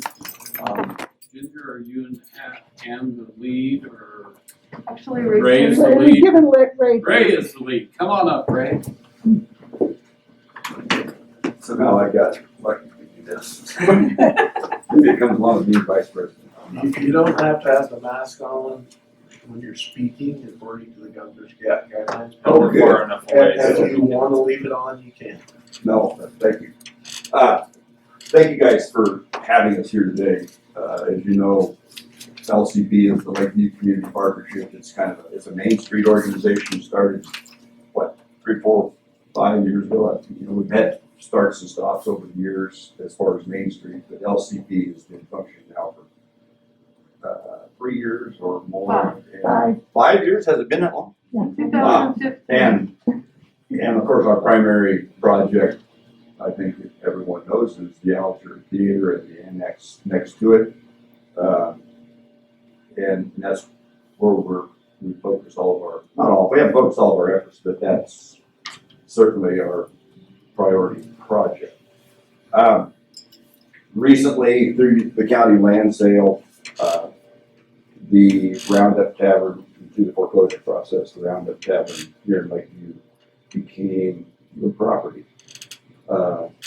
And it's gone through to this point in the sale process to where nobody has purchased the property, and we looked at it, trying to get some assessment of what the structure is like.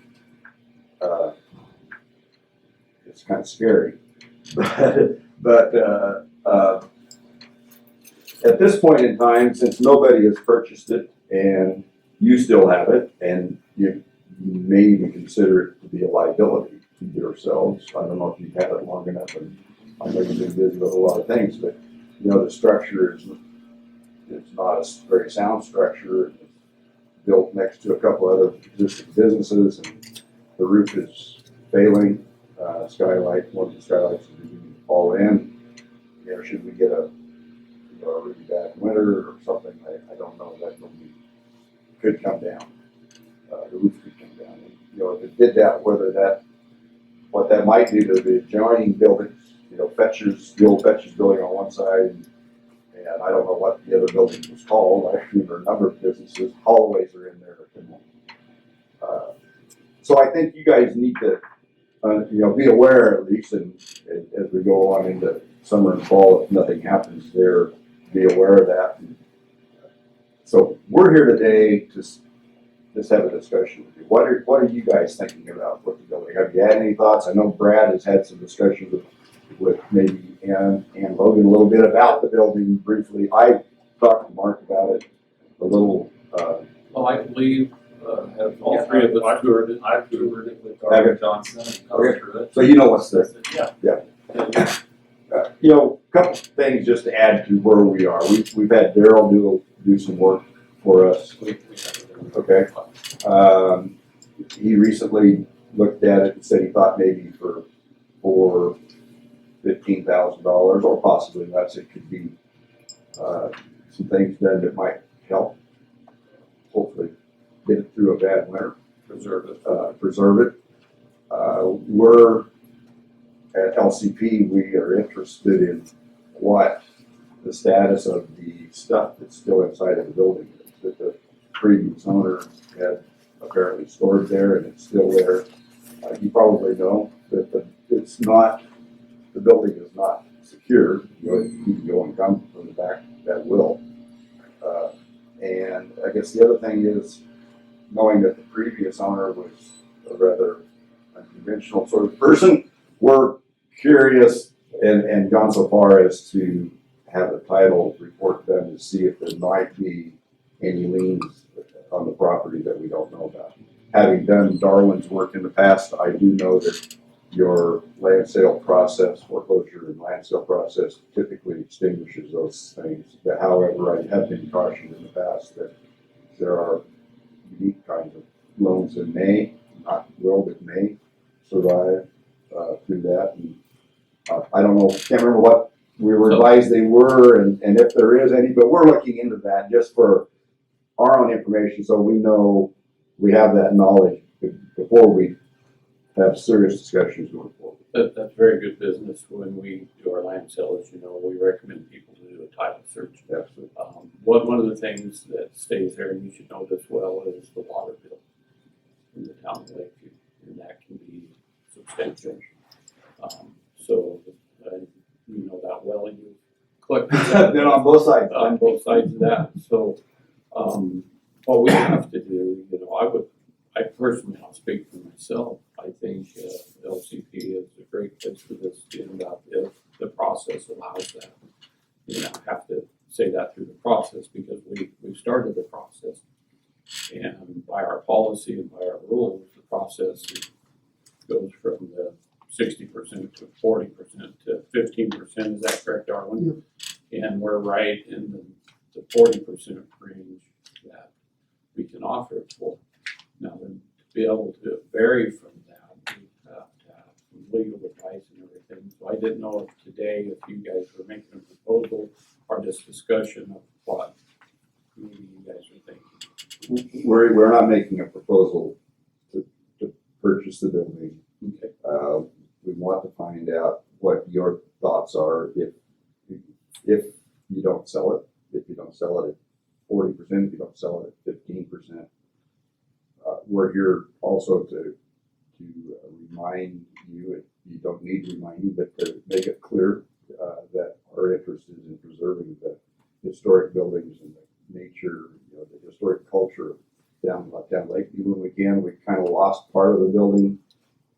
We did lose a building this last year down next to the chamber, next to that place, the old Shoe Glam barbershop. However, you know, we did get a little involved in that to the point where the town and the building department had the front restored to something that looks, you know, compatible with the historic nature of the rest of the area. You know, the building there, we were talking about it earlier, whether, you know, the Roundup Taver's got to be over 100 years old.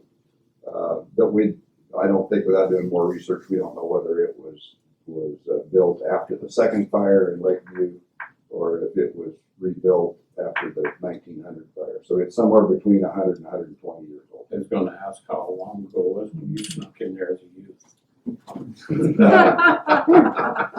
Let's see. It may have been in the earlier half of that period. There you go. You know, So, I can't remember. Darwin, could you give an overview of Yeah, where so- we're at on the land sale? You pointed out correctly, Commissioner, that our land sale policy, that probably currently sits at 40% of the real market value, as it was noticed for the 4 consecutive weeks prior to the auction. It wasn't sold in the June auction, which then leaves it at 40% until someone, you know, comes in and pays that 40%. Or, you know, the board under state statute could vary from our policy if legal counsel advises them to do that. Our current policy is that it will stay at 40% for 1 whole year. Then it drops to 25% real market value. And then finally it does get to 15% after 2 full years. We added that in between year at 25% to kind of get things moving even quicker. Because a lot of people would wait to the 15, but it did spark some interest. So there are a number of, you know, revised statutes in Oregon law that direct how foreclosure property is conferred, sold, transferred, and you know under my best observations of the corporation LCP, then it would need to follow the purchase procedures. And again, if you were to work with legal counsel, there may be an avenue there to buy it sooner at 15%, which is the lowest we possibly could go by statute, of the current real market value, not of a deemed non-salvageable or something like that state if we were to lower the value. So I would just say, you know, I know I've talked to the commission, you guys don't want to sit on this for a long time. Obviously, during the land sale, people were interested, just not at the current price and certainly not at that 60% price at the auction. But, you know, I think we all have the same objective as you do. We want to keep the downtown looking historic and therefore keep that building. Obviously, it needs a whole lot of work. It's not structurally sound right now in its current state, and so, yeah, a bad winter could definitely, have it come in on itself. And I'm glad you brought up, which is something the board, definitely has to consider, what effects to the neighboring parcels are there. It could be detrimental to them potentially if things were to collapse in a way that it pushed out those walls to those adjoining buildings, of which this sits in between. So Darwin, do you oversee the land sale portfolio and are Yeah. responsible for it? I assume you work, is Dave your risk manager on site? Of course, you have an insurance company, but CIS, I assume you're insured through and whatever. But. So have you had any discussions about what you're gonna do or is it just not an issue for you if it gets towards winter and it's still yours? yeah, Have you had any thoughts about that? we haven't talked to a risk management team about that, I guess. Let me throw out an idea, and I don't know if this is something that I remember. And I remember once back when I did the land sales for the county, we had a property south of the airport in Christmas Valley that we spent some amount of money, I don't remember what it was now, cleaning it off, getting, before we could ever sell it. It was a mess, but there was a number of them around, not just in North County. So we spent land sale monies, on that property. Is that something that you could think about doing as far as trying to stabilize this structure going into the winter?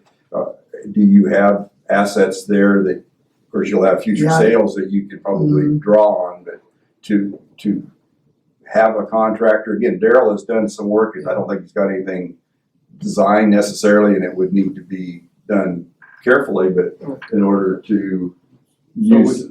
We can recoup our costs for cleanup and other things through the land sale before we distribute our dollars out to the taxing district. Right. So we can recoup that. In this case, I don't believe that there's enough money sitting there to do the structural work that Daryl's talking about. So it would be that we would upfront those costs if the board decided to do that and recoup that whenever For it's future sold. sales. Yeah, when it's sold. So that just goes down that path. That is, what you're talking is you'd like to see it preserved. To a state so that maybe whoever gets it would be able to save it. I guess another question I have too is, are you in any position, Lake County, to inquire of potential purchasers as to what their intents of the building are? To have any, can you condition a deed in any way that they have that a future owner has to preserve the historic character of the building? If you go look at the building, about all you're gonna save out of that building is gonna be the front. You may save the bricks in the side, but you're gonna have to stabilize them because of earthquake. You can save the appearance of the building, but essentially you're gonna have a new building when something is done. As a general rule, Ray, we're not into the preservation side. We're in getting back on the tax rolls and getting out of county ownership. A little bit different mission than the LCP is. We, as a general rule, it's not into that part of it. You're rid of it, get it back on tax rolls, and let somebody else do the preservation. So it's interesting that you mentioned that. Whenever I believe the other one down the street was a private site, and you was able to influence, and it had to be preserved. So I don't know where we would put that covenant on and sell the property. I think you probably hit the nail on the head. I don't think it was a requirement. I think it was there was some pressure and some discussions and a desire to kind of meet somewhere and make everybody feel better about what had taken place there. And I'm happy that we were able to do what we did there. Yeah. So LCP, are you guys interested in the building? You don't have a control today. No, we're not here to make an offer today. We want to find out what your thoughts are, where you're headed. I've learned a little bit. I haven't kept track of your land sale policy as to what the values are and where where you are as to what you can accept. And I understand it goes through a process, and this is part of that. There are probably exceptions that can be made to that. Well, At this point, it's 40% of the $80-some odd thousand that it's. Is that right, Darwin? Yeah, it's at 33,553. And then in It's a few today weeks it'll price, go but- down to. Yeah, well, 25. not until, next June. Okay. Yeah, it would go down to 25%. And so the only way to vary from that would be to ask for an exception, and you guys would have to go through your legal process to figure out if you can do that. Right. And this is the first time the full board's had any in-depth discussion because it's just going through the process. Myself individually, working with Ann and everything, I was trying to find a way for it to get to LCP. I thought you guys might be coming with a proposal today. Well, we've obviously had discussions about it and about that, but we're not prepared today to come forward with a proposal. Yeah. We're still in the due diligence phase. We're still in the due diligence phase. I think, we're still waiting for the Amerititle. We really needed to know just exactly what you've explained to us. And, to make a decision right now probably isn't in our best interest or yours because we don't have all of our information yet. But one of the things that I wanted to address is some of the contents that are inside the building. I had a conversation with John Kogar, and the old bar out of the Post and King is in there undercover. We don't know exactly what condition it's in. Maybe not in real good condition, but that is a historic piece for our community, and I don't know, where that ought to go, but it ought to go at some place, at some point, outside of the building and be protected until, somebody can figure out what to do with that. There's also another bar in there. There's two of them. We don't know which one is which because we haven't had the opportunity to look at it or whatever. But there are some historic items in there for our community, but we aren't, we're not sure about it. So I just wanted to make sure that you knew about that. So on that, we need to work with legal counsel and see Right. legal ownership Right. and what's inside it. Right. I would say, this isn't a legal opinion, is that when you foreclosed, everything there becomes the ownership of whoever's foreclosed. It should be county ownership. If I don't know if that's right or not, we need to get the legal opinion from legal counsel. And I agree those things should be preserved. If they were to become legally belong to the county, are you interested in them? And where do you want them? Whose garage can storm it? I mean, that's really the $1 million question there is Well, and I mean, they need to be preserved. Yeah, I think that, this just is me talking right now, but I think this whole issue is gonna take a partnership of more than one entity. So I think in my mind, what we're doing right now is trying to understand, what the county's responsibility and what your thoughts are, and then we have our thoughts, and there's really, it's entirely possible that we need to have a conversation also with the town of Lakeview. I don't know. We're in the beginning fact finding on this completely, but I don't know that any one entity or even, just the county can solve this issue. So I think that sums it up, I think, pretty much for me, and I think many of the others here.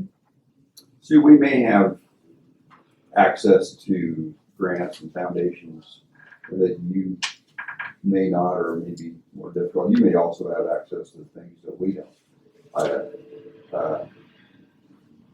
One of the ideas we kicked around with is there, and you are not in any position to be making decisions about this, and we're not, again, making a proposal, but is there a possibility of some kind of a community partnership that we're part of, along with the county and possibly the town? And I don't know if there's anybody else, or maybe there's other entities besides you and the town, that we might be able to put a coalition together to not only save the building, but actually get it back restore it to something that's a usable facility for somebody, whether it's a business or even a government entity, for some purpose or not. But that's just an idea. You're just brainstorming. We're brainstorming, yeah. So, if I'm not mistaken, the taxing district or another government entity were able to let them go and can get through our policies and our procedures and everything, because we represent all taxing districts and everything on the land sale. So if hypothetically the town said we want it, we might be able to get it to them for $1. Or if another taxing district, we might be able to get it to them for $1. I'm just talking out loud. But for a nonprofit, you don't fall in that taxing district Right. side. So I don't know, just brainstorming if you haven't found anything like that. And I don't know, Brett, and when you talk about a taxing district, it actually belongs, because of the nature of it, it belongs to you, and then once you sell it, if you make $1, you divide that dollar amongst every taxing district that has an interest in the taxes that weren't paid, and that would be the town of Lakeview, the county, the school district, and on and on. I mean, however many there are, I think it adds up to in the neighborhood of $20, worth of. Well, let's go back to it. Out of $100, I think there's about $20 of taxing authority against every Well, $100. I'm just trying to get it to, naturally it sort of fits the town because of the town as well. We want to keep the culture of the old style. I'm just gonna say, I think it depends on how flexible your legal counsel wants to be with giving you advice, because that's where it would have to fall back, that you may be able to do you may be able to sell it to the town for $1. Maybe you can deed it to yourself out of the land sale for $1. And then it becomes an asset of the county general fund. Maybe you can do that. I'm not sure if, whether you can do that adverse to the other districts that have an interest in you making all the money off of it. You can, because they're gonna get a little bit. So I guess you may have misunderstood. We can get it to another taxing district for $1. Okay. Or whatever. Yeah. I believe we've done that in the past. I may be wrong, so remember we're brainstorming. No, I know. I guess I'm gonna jump. We need some time to try to see what assets are out there that, we don't want to jeopardize our primary function, and that's the theater. And if we were to try to do something with Post and King and then somehow or other fail, I think that would be the worst reputation that LCP could have. Post and King's down there. I mean, not Post and King, but there's an example of what can be done if you have enough money, So and you have the deep pockets. No. So as right now, if somebody walked in today, they could purchase this at the 40%. Yes. So, but I do want to get to Daryl sitting here, and you alluded to securing it to get through a winter and what kind of cost that would be, just to secure it so it doesn't fall in. So it doesn't fall in? Yeah, I recommend you do that. It's not gonna make it. I thought we could put some tarps on the roof, heavy duty tarps, nail them down with some runners. Shore up that bad roof with some posts and not down in the main area. Probably get it by. Keep it from falling in. If it falls in, you run some risk of moisture damage into those other buildings adjacent to it, and destabilization of that brick. The trusses are hanging on the ledgers on those walls. I think for probably 15,000, maybe less. That was a guesstimate.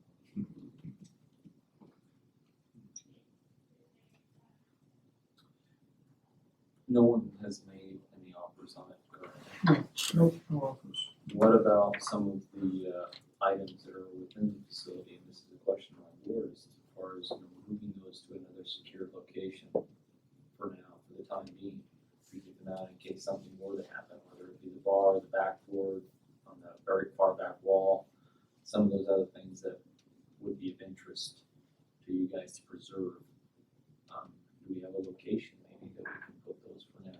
I can't think of a location off the top of my head, or I sort of threw that back at the group here, but first thing is we have to find out legal ownership, because we have a previous owner of the building that has laid claim to those. So we, oh really? Mr. Kovar. Well, he didn't take it with him. Well, he didn't take them with him when he They're left. still They're in still the building. there. They're still in the building, and you own the building now, so I don't know if you want to file a full storage lien, what your options may be, but, you know, that's just an issue that LCP certainly doesn't want to have to deal with a previous owner. Yeah, and So we, let's follow up with that. yeah, we can follow up on If you would. the legal ownership, and we have to do that on contents within the building. Yeah, and if it shows that legal ownership is somebody else, then like you say, maybe a storage bill, I'm not sure. When I was talking to Mark on Friday, didn't you say you guys maybe have gone through a situation where there was some contents in a building that the county had taken possession of? I don't know if that was a tax sale issue or property and whatever, but that has, there may be some experience. Probably need to brush up what happened there and what you need to do. Yeah, the property, contents weren't of any value, of course. And so they left them. But I don't see, we'll find out legally if those belong to the county now or what. But my thought, since we're talking openly, thinking out loud, if we were to repair it enough to make it stable for the winter and preserve what's left, we could leave those contents in there, but would you guys be interested in partnering on the cost of the potential cost of keeping it from falling? Just a question, you don't have to answer now.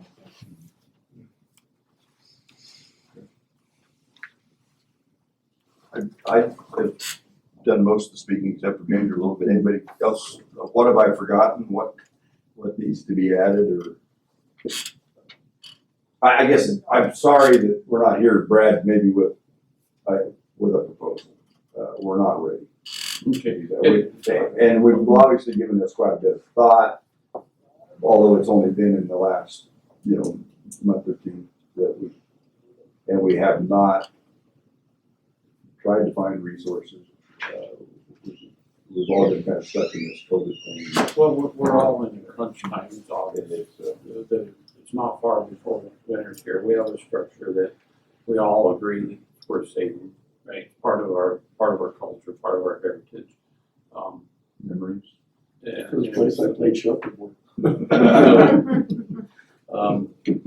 I'm just thinking of the mountain of the year and there and John Nail shooting with his bow. So. We all have history. We all have around stories. it, yeah. So if the board has a lot of things to take into consideration that's been brought to us here, and it's we have to take into consideration if we were to put dollars into this, we can't recoup those dollars through future sales. And it doesn't have to be a sale off of just that building. It's from your land sale. Land sale itself. So that's good news. That's good to be able to think about that, the way of trying to preserve that.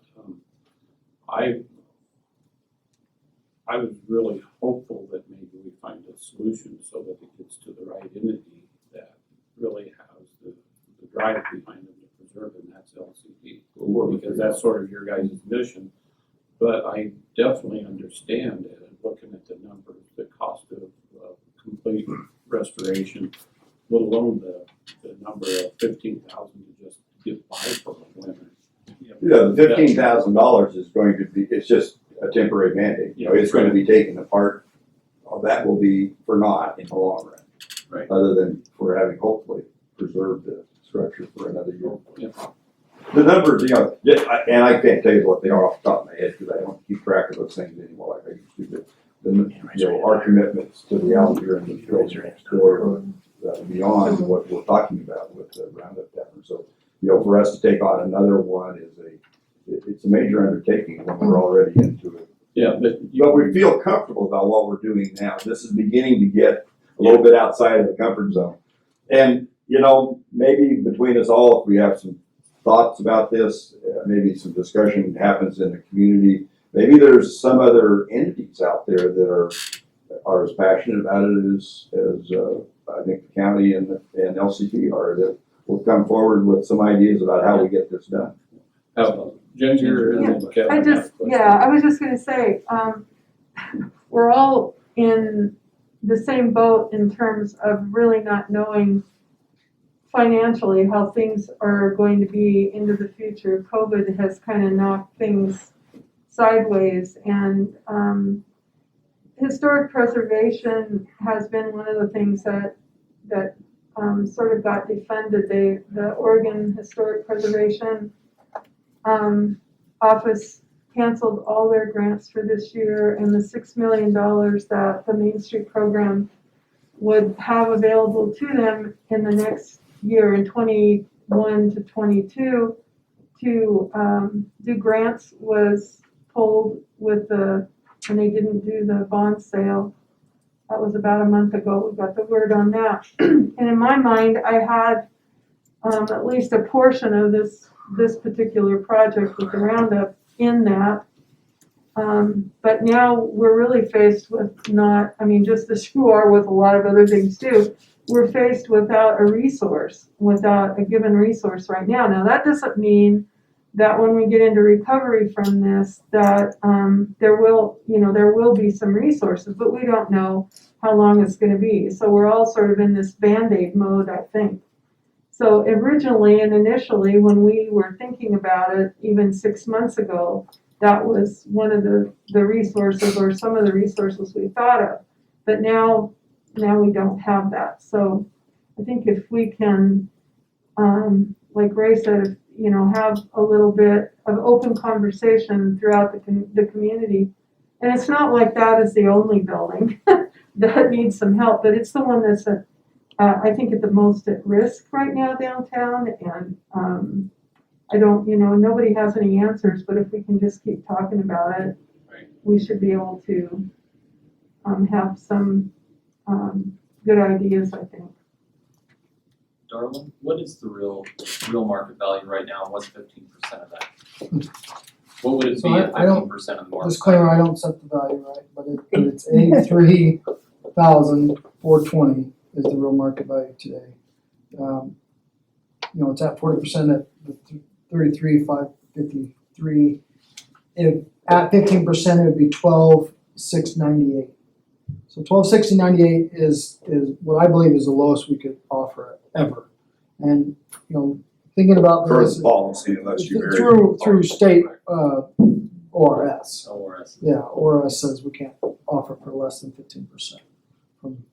Unless it's going to another taxing district or government. Hearing everything differently. So, unless it's going, and that's an option. So obviously, if we were to donate it through to another government agency on 275 070, that option's available, and that might be something that maybe through a partnership we could kind of figure out a way to preserve it with the county not being a part of it.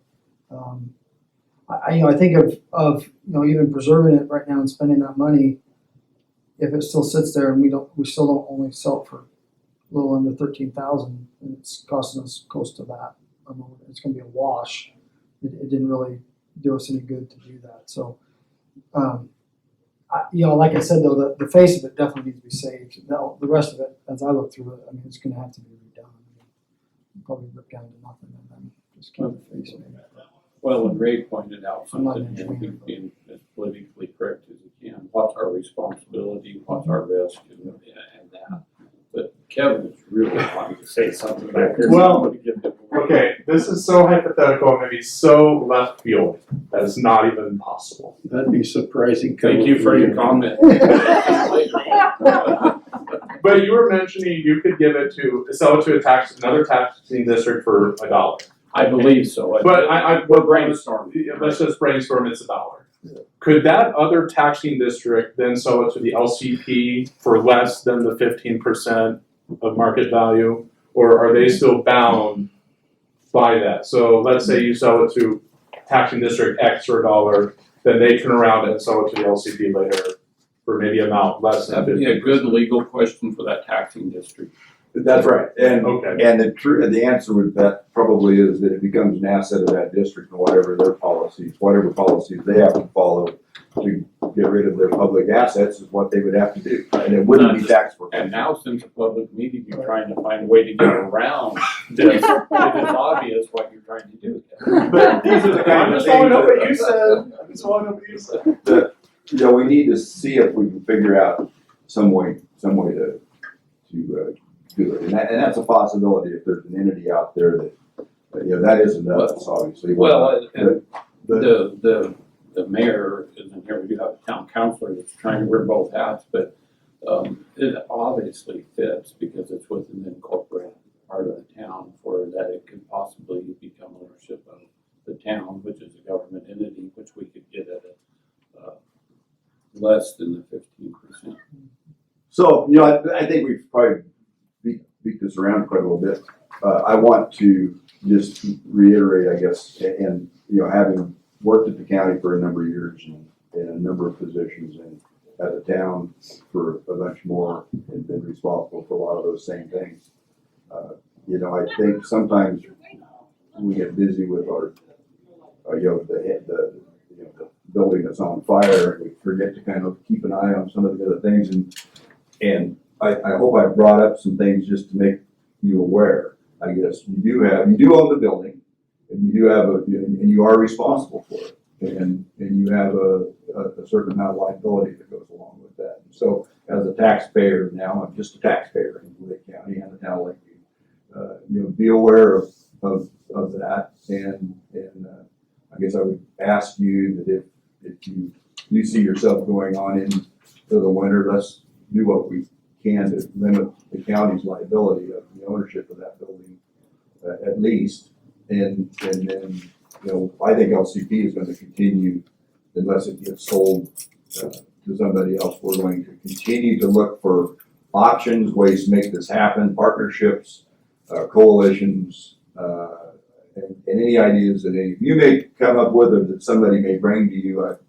I would encourage you to share those with us. Share them with Ginger. You're always welcome to attend one of our board meetings, although we're doing it by Zoom, so I don't know if that's, anyway, how that works.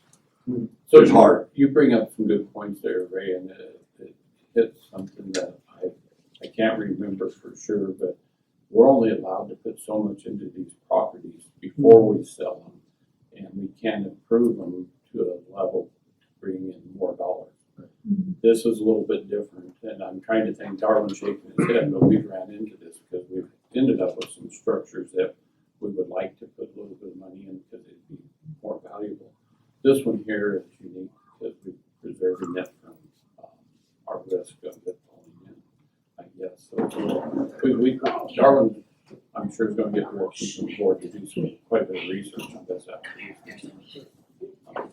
So, yeah, so you brought some pretty good things forward, for us to consider as a board. Yes. Just an added comment that has been mentioned that access to the building by individuals is not restricted, so there is some incursion by miscellaneous individuals, homeless, whatever. They need to be aware of it. Yeah, we need to put some boards across that back door. Mm-hmm. Yeah, we really do. Yep, we do. Any further? Any other questions? James? Well, not for now, but we're gonna follow up on some of our questions that we have with legal counsel. We really do want to work with you guys to try to find a way to make something happen there. We don't have a solution at the moment. If we come up with one, we'll be sure to let you know. We really want to be, I guess we're saying we want to partner with you in somehow or other, or whomever, to make it happen. Well, you sort of threw yourself to the wolves there, Ray, by saying you've been county, you've been town. You might be the perfect person to bring that coalition together. Finding the solution, because it sounds like you've been on both sides of it, so. And I have, yeah. And it would be great if there was a coalition brought It's together. a tough time, you guys, I'm sure, and I don't keep track of your budget process. It's gotta be at least, unclear, where you are, financially and and having to take on other things, and I'm pretty sure the town is too, and so it's a real, as Jim said, it's a unique time. None of us have ever dealt with anything quite like this, and we're all trying to feel our way through it. And here we are kind of at almost, as far as the Roundup Tavern is in crisis today, and here we are trying to put out another fire. And not one of our own making, really, but it was code. The county by ORS may have more than this one that ends up in our laps by default of paying taxes. And you will, I suspect that, that you probably will over time. Yeah, we may have other historic buildings that come to county ownership. So we can figure out how to deal with those when they happen. Yeah. No, we get left a lot of things that need repair. Don't I know it? James, when I first started, I think it was in 1993, we started having the first land sales. The county owns something in the neighborhood of 4,000 parcels of land at that point in time. Ned had the land sale in 10 years. So there was a lot of them. So we worked our way through an awful lot. And we worked with Hart Mountain, the refuge, and we helped using those lands to help with the ski hill and purchase the ski hill. And we've done a lot of things. Yeah. And you have a lot of flexibility in what you may or may not be able to do, I think. So you just gotta use your ingenuity and know that we're behind you, and we're not only behind you, but we're here shoulder to shoulder trying to find a way to fix this problem. Okay? Well, Ray, and today I thought we were going to be behind you. Honestly, because I was actually afraid that's what you thought. that's exactly what I thought. I was very encouraged about the meeting today. I'm still encouraged about it. I hope so. You should. But you guys as the nonprofit leverage other dollars, have the ability to leverage other dollars on these type of things. Ginger was talking about some of those dollars have sort of dried up, but at the same time, the cultural trust, the cultural coalition has been given a pretty large chunk of dollars through the CARES and right on down that maybe that you guys can leverage where we can't on these type of utility. You can also forget about all that cultural trust and just charge everybody who's had a drink in the Roundup $100. I'm telling you, there's several people that would love to see that, a group of them, and go in there and enjoy and talk about the history. Sell them a bar stool for Yeah. I can trust. I guess I can still see Wilda Weezer sitting around it. And there's some of us old enough to remember that. And she had her own bar stool.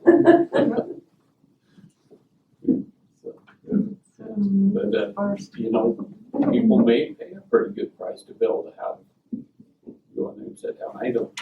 But anyway, if there's any other creative thoughts on this from LCP, get it to Darwin, to us, and see what we can do. We will. And we'll also let you know what we find out about whether there are, how clear the title is. And Yes. you would let us know what you come up with through Jim Bailey. It's just Jim, Oh, no, it takes like. with regards to the contents. And How far out is the title search? I It's don't. probably a couple of weeks. We just did it. They were closed the end of last week, so it went in yesterday. Okay. Very good. That'll have, that's very prudent of you guys to be doing that, if you're interested in this at all. Anyways, we're curious. Thank you for your time. Thank you. Thank you, Ray. Thank you guys. Yep. So we'll take a short break to 3 o'clock, wait a minute, 3 o'clock. Oh, just a second, maybe you're going to take it. Legal counsel, we have an executive session, can get it done in 15 minutes. It's up to you guys. Yeah, we might do it.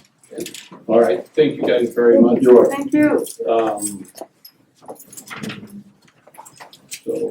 So, I don't know if Mr. Bailey is available for an executive session. And welcome everybody.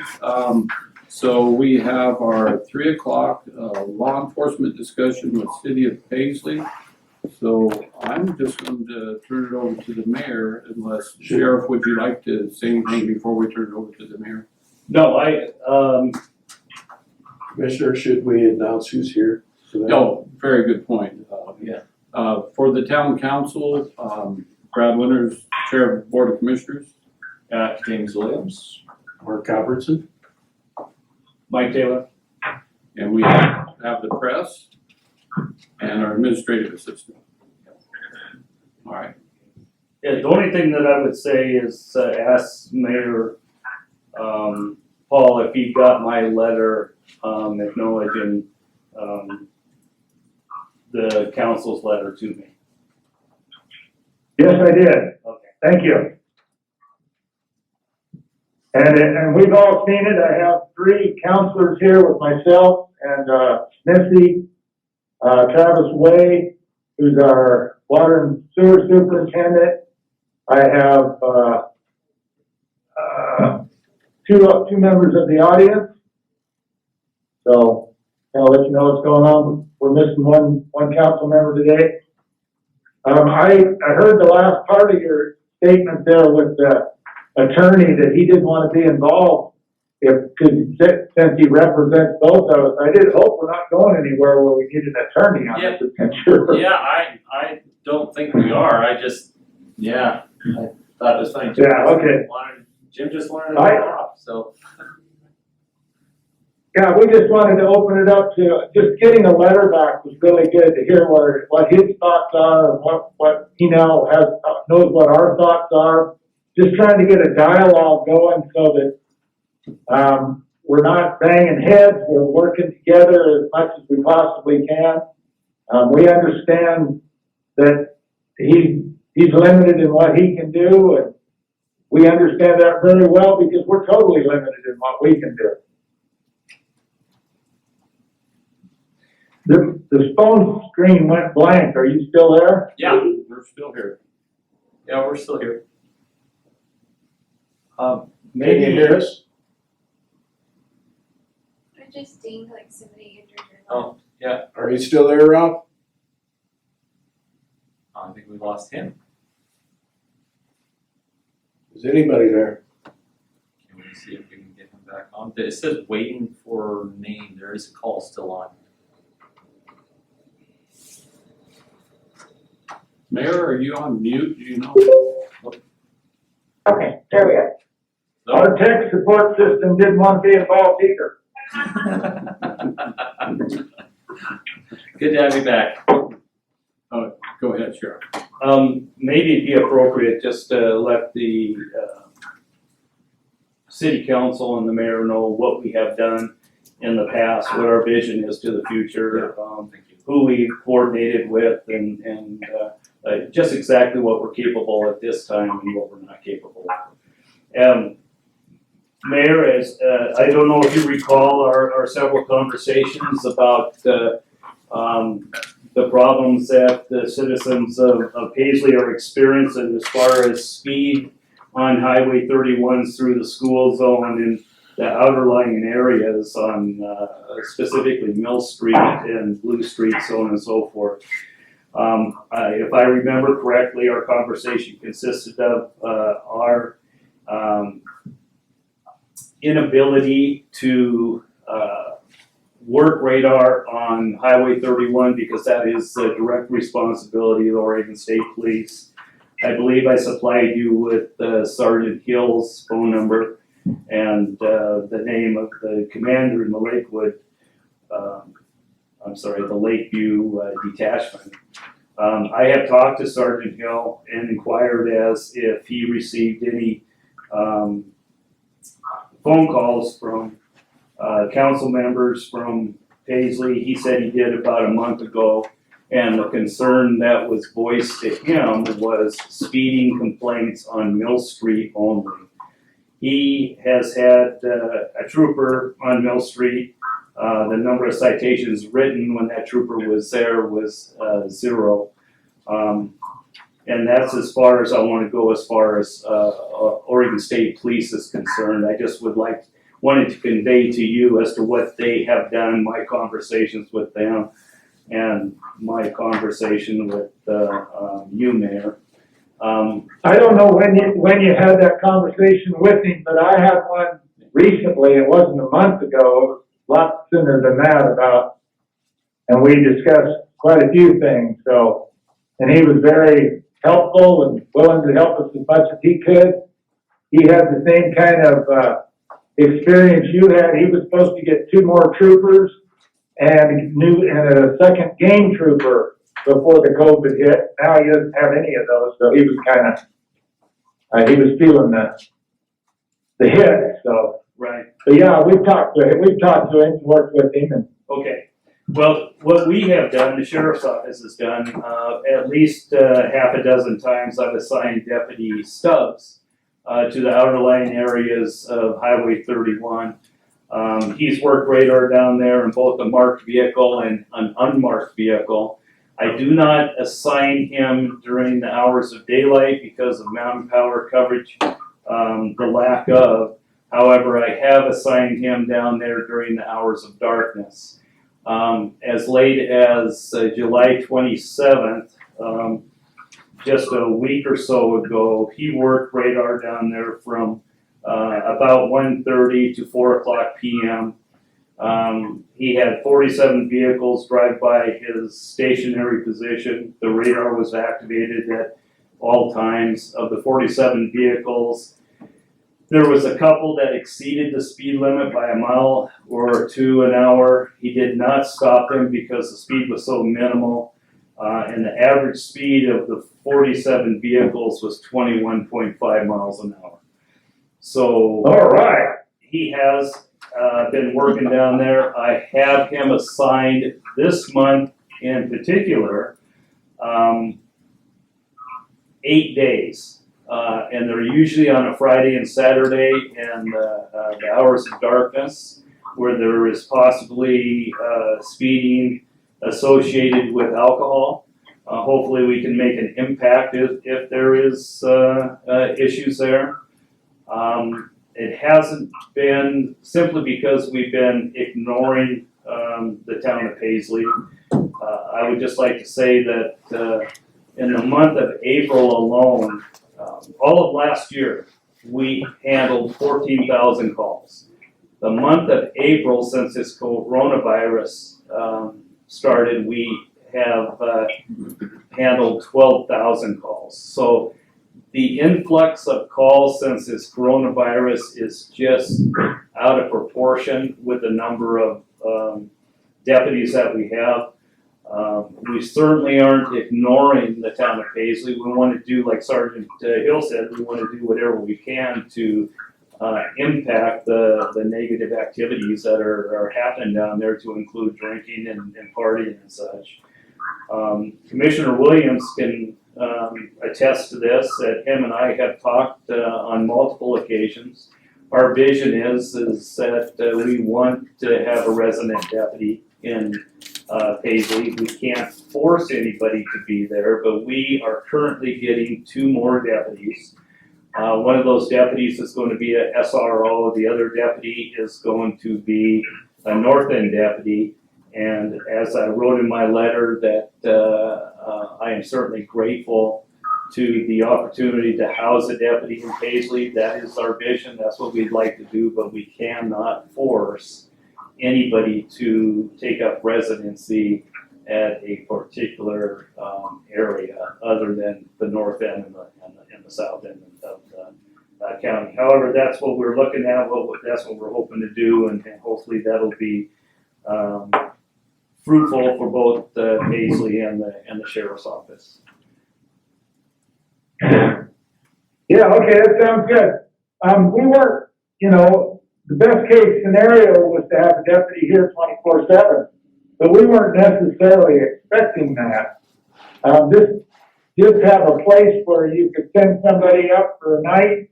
That way they wouldn't have to drive back. You guys could just kind of have a place here, a base that you could work from, because a lot of stuff happens in the evening, and then early in the morning we get a lot of traffic through town.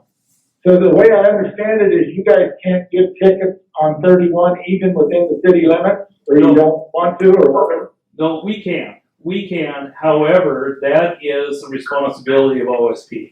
And this is where I'm coming from, Mayor. If we keep on doing everybody else's job, soon nobody will be doing their own job, and it'll be the sheriff's office doing everybody's job.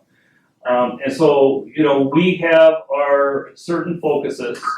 OSP's focus is on traffic investigation and traffic stops, DUI, recognition and arrests, so on and so forth, all traffic related. Ours is everything. And so if we add one more responsibility to our responsibilities, there's just no end to what we will be doing. I would love to be very proactive in our communities, but we can't. We always are, for the most part, we're reactive to the calls for service.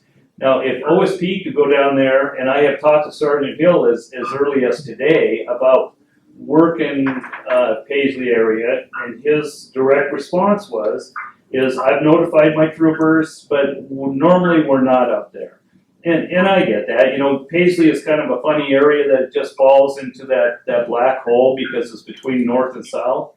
The primary, or the majority, I should say, of calls are in Christmas Valley and the Lakeview area. So those are the areas that get addressed probably more so than anybody else.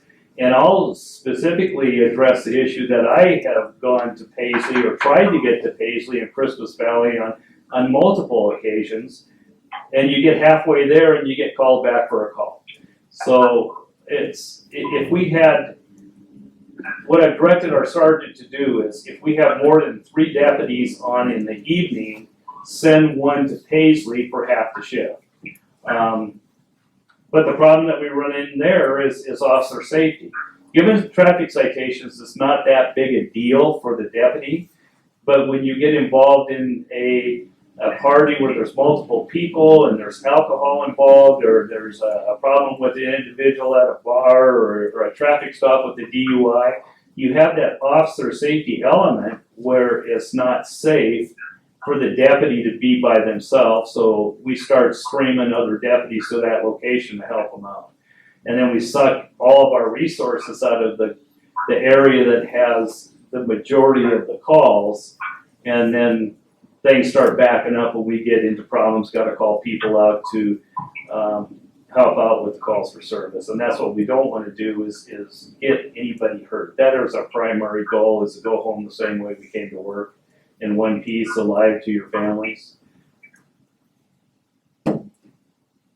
Okay, I understand all that. So we're just hoping that if we just had a presence going through once in a while, if the deputies from the north have to come and go to court, they'll drive up and down Mill Street, Blue Street, drive through town a couple of times. People see them, then they're gonna start dodging, because what we're looking at is the riffraff that's starting to come in because they know there's nobody here. So that's the frustration we're seeing. But we don't expect you to, and if you do send somebody at the wrong time, there is going to be nothing for them to do. Just like the last time, they sit there. So 41 vehicles is quite a few, actually. Yeah, we could certainly do that when they're traveling from north to south and south to north. We can certainly send them down the streets. And my thought process was, well, there's a speeding problem. We usually don't want people to see us if we're down there taking enforcement action. And so that could be the reason why you don't see a deputy. Maybe they're in that unmarked vehicle. Maybe they're working in an area that there's not a lot of for lack of better, community, traffic. We've had them going up past the gravel pit on Mill Street. Is that a gravel pit up there? Am I describing that correctly? Up on the other. Mill site. Yeah, Yeah, The mill. Mill, yeah. It's right at the end there of Mill Yeah. Street. Yeah, that's the mill site. So, the people are screaming up there to go to Campbell Lake or whatever the case, maybe they're going camping or just going out spotlighting or whatever, hopefully we can pluck them off, but it seems that it's been pretty, low speed, low traffic, the times we've been up there, so. It's not that we're ignoring you, it's, we are there, not maybe as much as you'd like us to be, and not maybe as much as we would like to be, but we are present. And I would point out just real briefly on behalf of the sheriff, I think his intentions have always been, since we originally started our conversations last year, Sheriff, where you had expressed interest in trying to get additional officers up there. But again, like we're being faced with a lot of issues. 12,000 calls in 1 month is an awful lot for the limited amount of manpower that you have. So, I mean, the desire has always been to get officers up to that area. It's just a matter of us now coming together and having this conversation and really having a good understanding of what is actually doable. Well, Another thing that frustrates us is we try to come up with things on our own and we get shot down on all of that. We were looking at portable speed bumps. Yeah. And the roadmaster didn't think that was a good idea because he was worried somebody would pick him up before he plowed. Well, as soon as deer season's over, this town, that could all change. It changed this spring with the number of people that were all of a sudden here. But usually, it's pretty quiet from there on. And we would pick the things up. We're responsible enough to pick the darn things up. We might not even leave them up that long. We just want to. Locals are tired of it.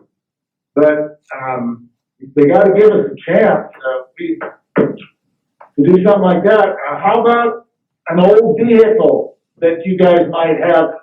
That would be like a presence. If we had a vehicle we could park somewhere that looked like a sheriff's pickup, we don't care if the damn thing runs. We'll tow it place to place.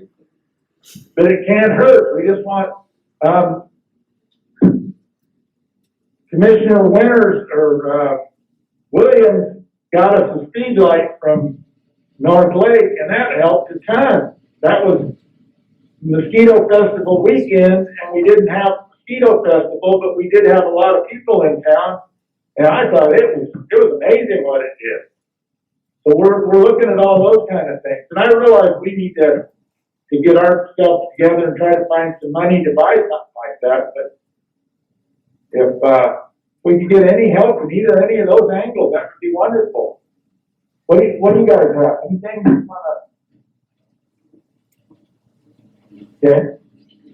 So those are the kind of things. I mean, we've got people putting tape on the road, and we've got people parking bikes out on the edge of the road to slow people down, or putting a cone. It's probably not right, but what do you tell people when they go out there and just watch people fly by? And we got little kids, little deer, dogs, cats, and old people. Well, we'll certainly try to address that with the deputy up there, and if we start writing some tickets and start clipping some people, I think the word will get out pretty fast, and hopefully that'll slow people down. Yeah, we'd like it to be like Oak Ridge. Where everybody gets to remember.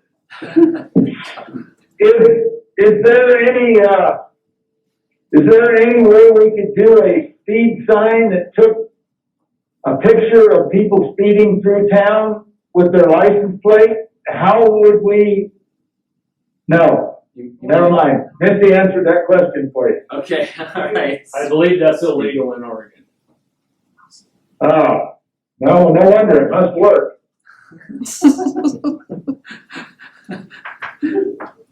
Okay, do you guys have anything else you want to throw in this? Just that, what about the speed bump thing? Well, I did not. That's it? I spoke to Kevin Hawk a little bit about the speed bump, and that was kind of that's pretty much exactly what he was saying. We also talked about additional signage, and one of the things that we always come back to is sign clutter, which is actually a proven fact that you start getting too many signs in one area, they start to ignore the signs more, and that's one of the things that Kevin's always, our road superintendent, has always dealt with, is when he puts up additional signs, sometimes the problem gets worse. Yeah, I agree. I think our signage is fine. Okay. It's just that we have a lot of people that can't read.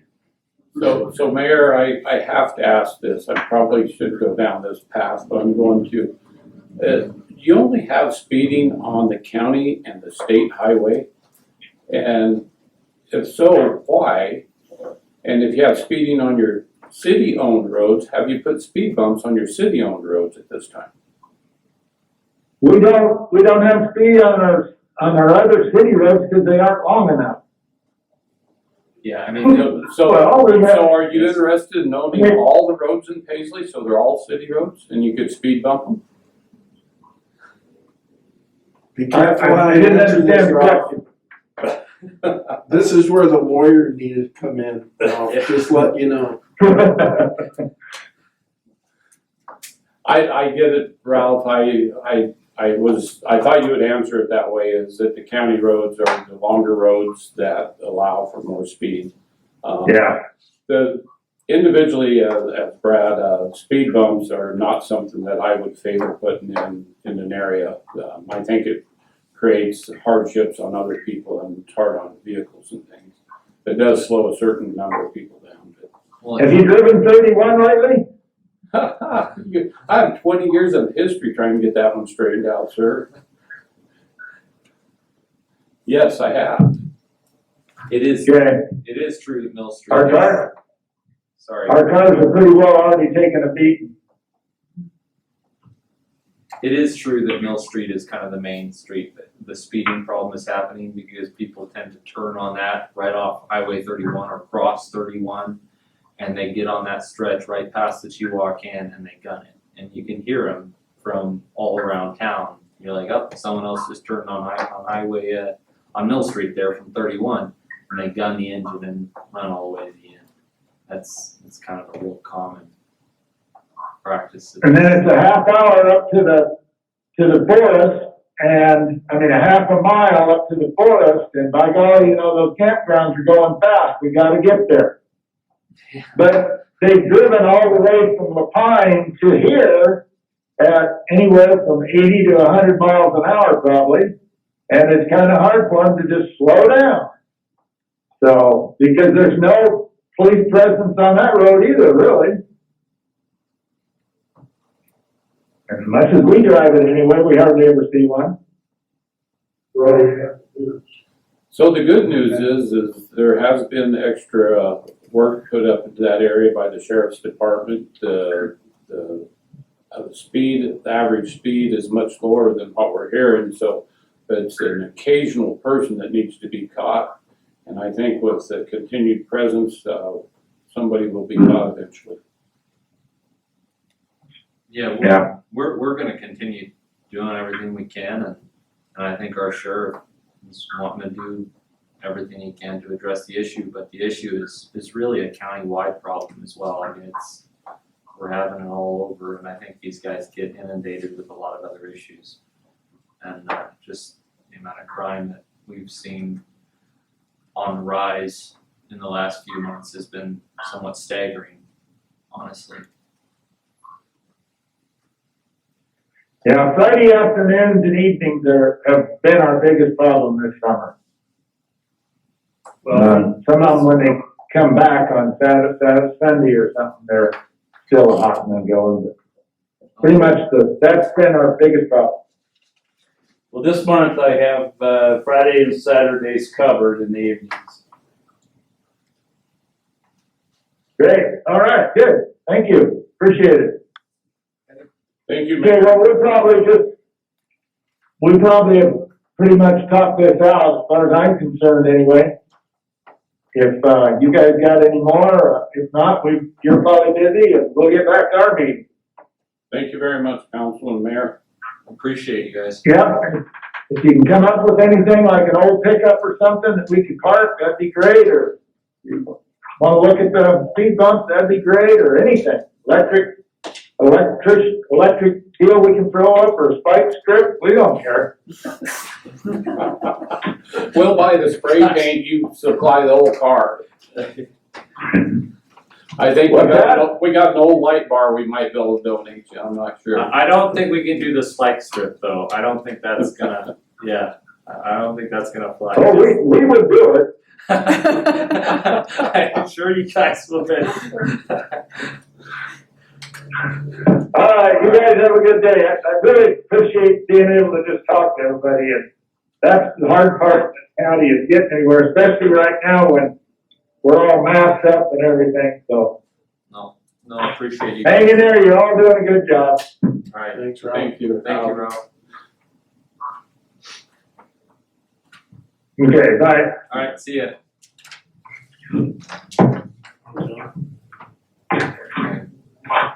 Don't think we have anything else on the agenda. I was just absorbing for a minute, sorry, as chair, I should be a little bit more focused. No, we do not have anything else on the agenda except for liaison updates. I have nothing. Well, the sheriff's here, if you don't mind, I'd do a liaison update. The roundup is going to happen. So they started out, we actually have a fair board tonight. I met with some of the roundup and the director yesterday. The fair board is going to try to have, we're going to have some food booths out there. It's going to be very limited. The extension service, 4-H extension and the FFA made the decision quite a long time ago to not have kids out there. So that changed the whole fair. It wasn't a fair board decision, it's extension service. So all that will be virtual. But there is going to be a PRCA rodeo, and they're going to do it in segments. It started out trying to do about 250, and then it changed to 500. We're potentially on Saturday and Sunday, the roundup could be 1,000 people there because they have it segmented into 4. And this is all fluid, like everything else may change. But you being the sheriff and know that there will be the need for some coverage, I'm sure. But there's going to be segments. Their show on Saturday and Sunday will start at 6, but it'll shut down at 3 for anybody in just general public to go. You'll have to be in your segmented area and be a roundup spectator. On the vendor side, the food side, we're strategizing, trying to get where that there will be stations that they can deliver to so it can get to each segment. Mm-hmm. On the alcohol, they're working on that. They being OLCC is working with Carol through the roundup. That will be in the segments also. So we have to supply food for that. But, the show's going to go on. The roundup side of it's going to go on. So we're working on that. The fair board meets tonight. We'll solidify a few more things. We were set back whenever the extension service announced that all animals are going to be virtual. The sale committee hasn't set up exactly how they're going to do the sale yet. It's going to possibly be virtual and have some live bidders, but no animals there. So it's unique. I don't know what kind of, that's not a lot of people, honestly, Sheriff, but add alcohol and add just people. Just so you're aware of what's going on and the board's aware of what's going on. That's what we're looking at. And trying to be creative. You know, it's really unique. You got a fair board, you got a roundup association, you got a sale committee, and you got a 4-H extension. And that whole show has to come together. When you pull those kids out, you're not going to have much of need for a lot of people to come down there. And that decision was made and before we had a chance to adjust. So we're going to make the best of the show. So anyways. Okay, so there won't be any concert. There won't be any derby. There's no derby, there's no concert. There's be a ranch rodeo, there will be a horse show, and then there will be the 2 PRCA rodeos Saturday and Sunday. And Monday will be, some roping or something, I don't remember exactly, it's not a charge to them. And I talked to Carol, and according to him, that they would open up the sales of alcohol at 4 o'clock, and they would shut them down at 10 o'clock. So I don't know if that's still the Yeah, the 4 o'clock I can't speak to for sure, where they're, last night they was talking 3 o'clock, like I say, that'll change. But by state law or state mandate, it's 10 o'clock, they have to shut down. And that's, unless it changes between now and then. So, anyways, that's, So Sheriff, I'm just thinking out loud and while we're still in the meeting, I haven't talked about it with these guys, but you know, that to give Paisley more coverage, like a few hours a week, what would that cost? Where even if like you only had 2 guys or 1 guy on, where you'd have to have somebody do overtime. I'm just trying to figure out, can we take a little that direction? I'm just talking out loud here thinking. Yeah, the cost isn't my concern, it's a safety issue that is. And that's why, for many years, you would see 1 deputy on at night. We have virtually gone away from that. The minimum number of deputies that you'll see on at any given time at night, at least in the south, is 2. Unfortunately, there's still 1 on at night up in the North Lake area. That, when we hire that new position that goes north, that will change also. You'll have 2 there. well, and I think you told me in the past, Sheriff, that priority calls too. I think you just said that. You have somebody slated for being up there and a priority call comes in. And you can't guarantee that they're gonna be able to be in Paisley. Right. It's quite a juggling act. It truly is. The thing that really helps us down here in the south end is OSP is always willing and helpful to back up our deputies if there's 1 deputy going to a call that requires 2. My concern is we have somebody in Paisley, they're just up there being high profile, and then something comes up, they're there by themselves. So now you're responding from the south and you're responding from the north end, and it takes 40 minutes to get there.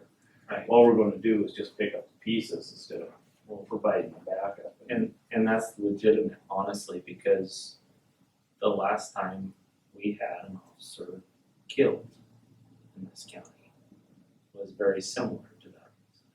I mean, there were some other,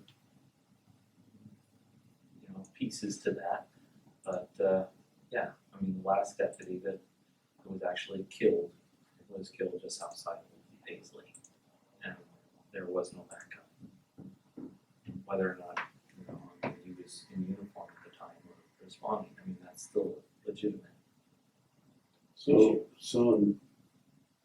to do it like you want and how you think it should be done, to actually send somebody to Paisley, you'd actually need to send 2 guys. And then you'd have 2 guys down here on duty. Well, actually, what I've been doing is send 1 person to Paisley and then notifying the North Lake deputies or deputy and the South Lake deputies that there's going to be 1 deputy in Paisley. The North Lake guys kind of laugh at us because they go, geez, we operated with 1 person all the time, which they do. So, it's kind of hard to get any sympathy from them. But the whole idea is everybody goes home, like I said, the same way they came to work. Right, and those deputies don't live anywhere near close to each other. Right, one's Fort Rock, Silver Lake. So I don't think this is possible at all because it's traffic. Generally, the highways are already covered because of state police, and that's what part of the problem is. Just the nature coming off that hill, people come through town a little bit fast. But going up Mill Street, they're going to federal land. What can we ask of the federal side to slow some of that? Or could we use that federal money for that road? Well, is that BLM or is that Forest. Forest? See, I commissioned the BLM deputy, or the ranger, I should say. He was a sergeant out of Lynn County, I believe. And I checked with his sheriff as to the quality of deputy he was, sergeant. Top-notch guy. So I commissioned him. He's doing a lot on BLM.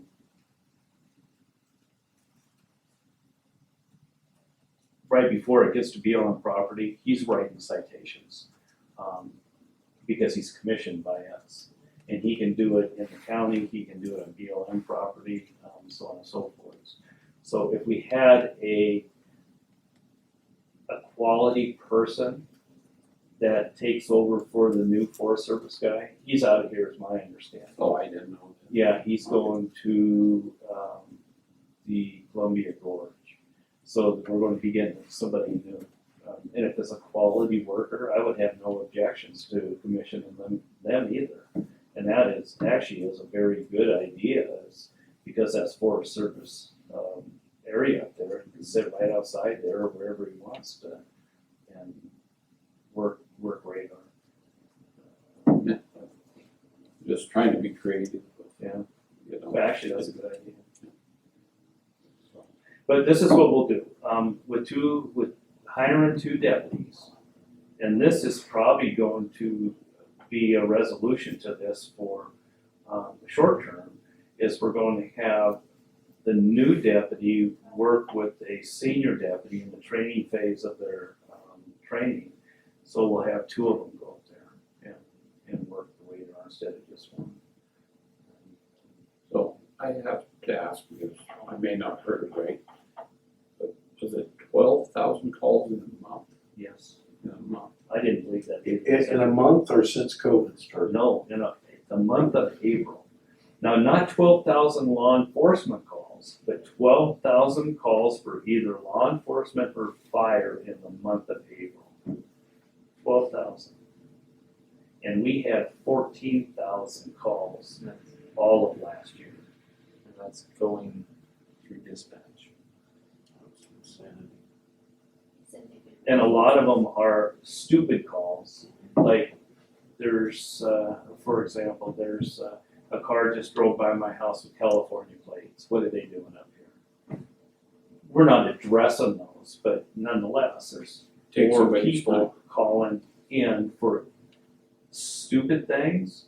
And sometimes the most stupid things need to be addressed because they're so out there, you don't know whether they're factual or not, so you have to address them for safety issues.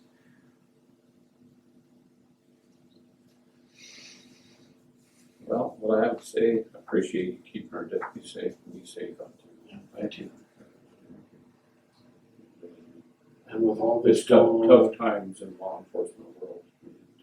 It truly is, and boy, I tell you what, the state of Oregon, these other states are just coming up with the goofiest of ideas.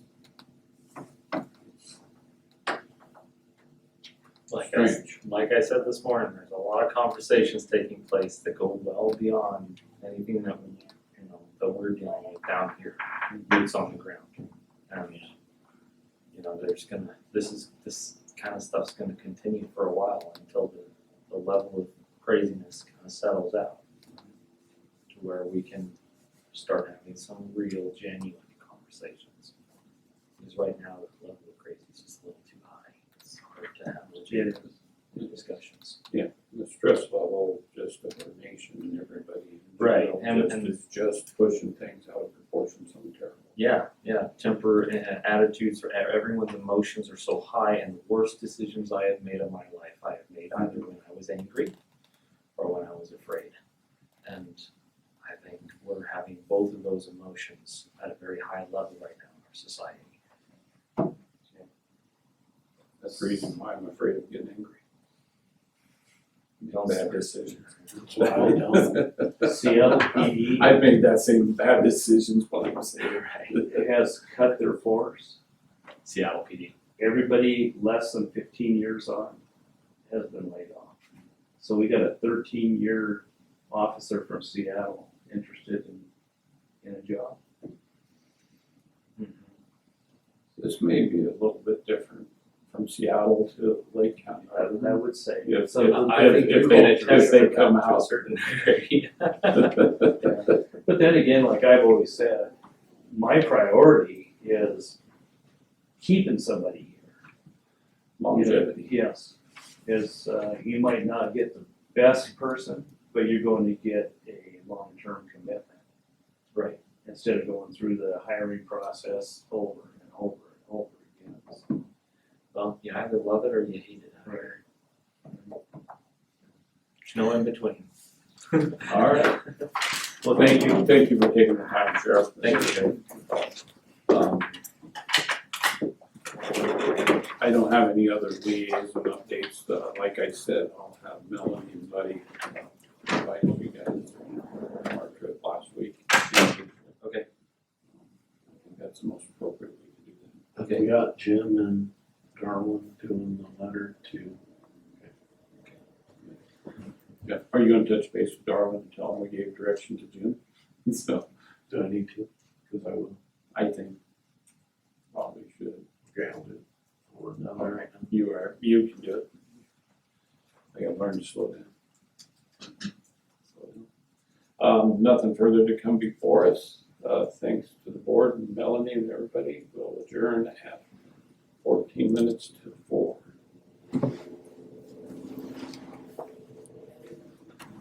Thank you, Jim.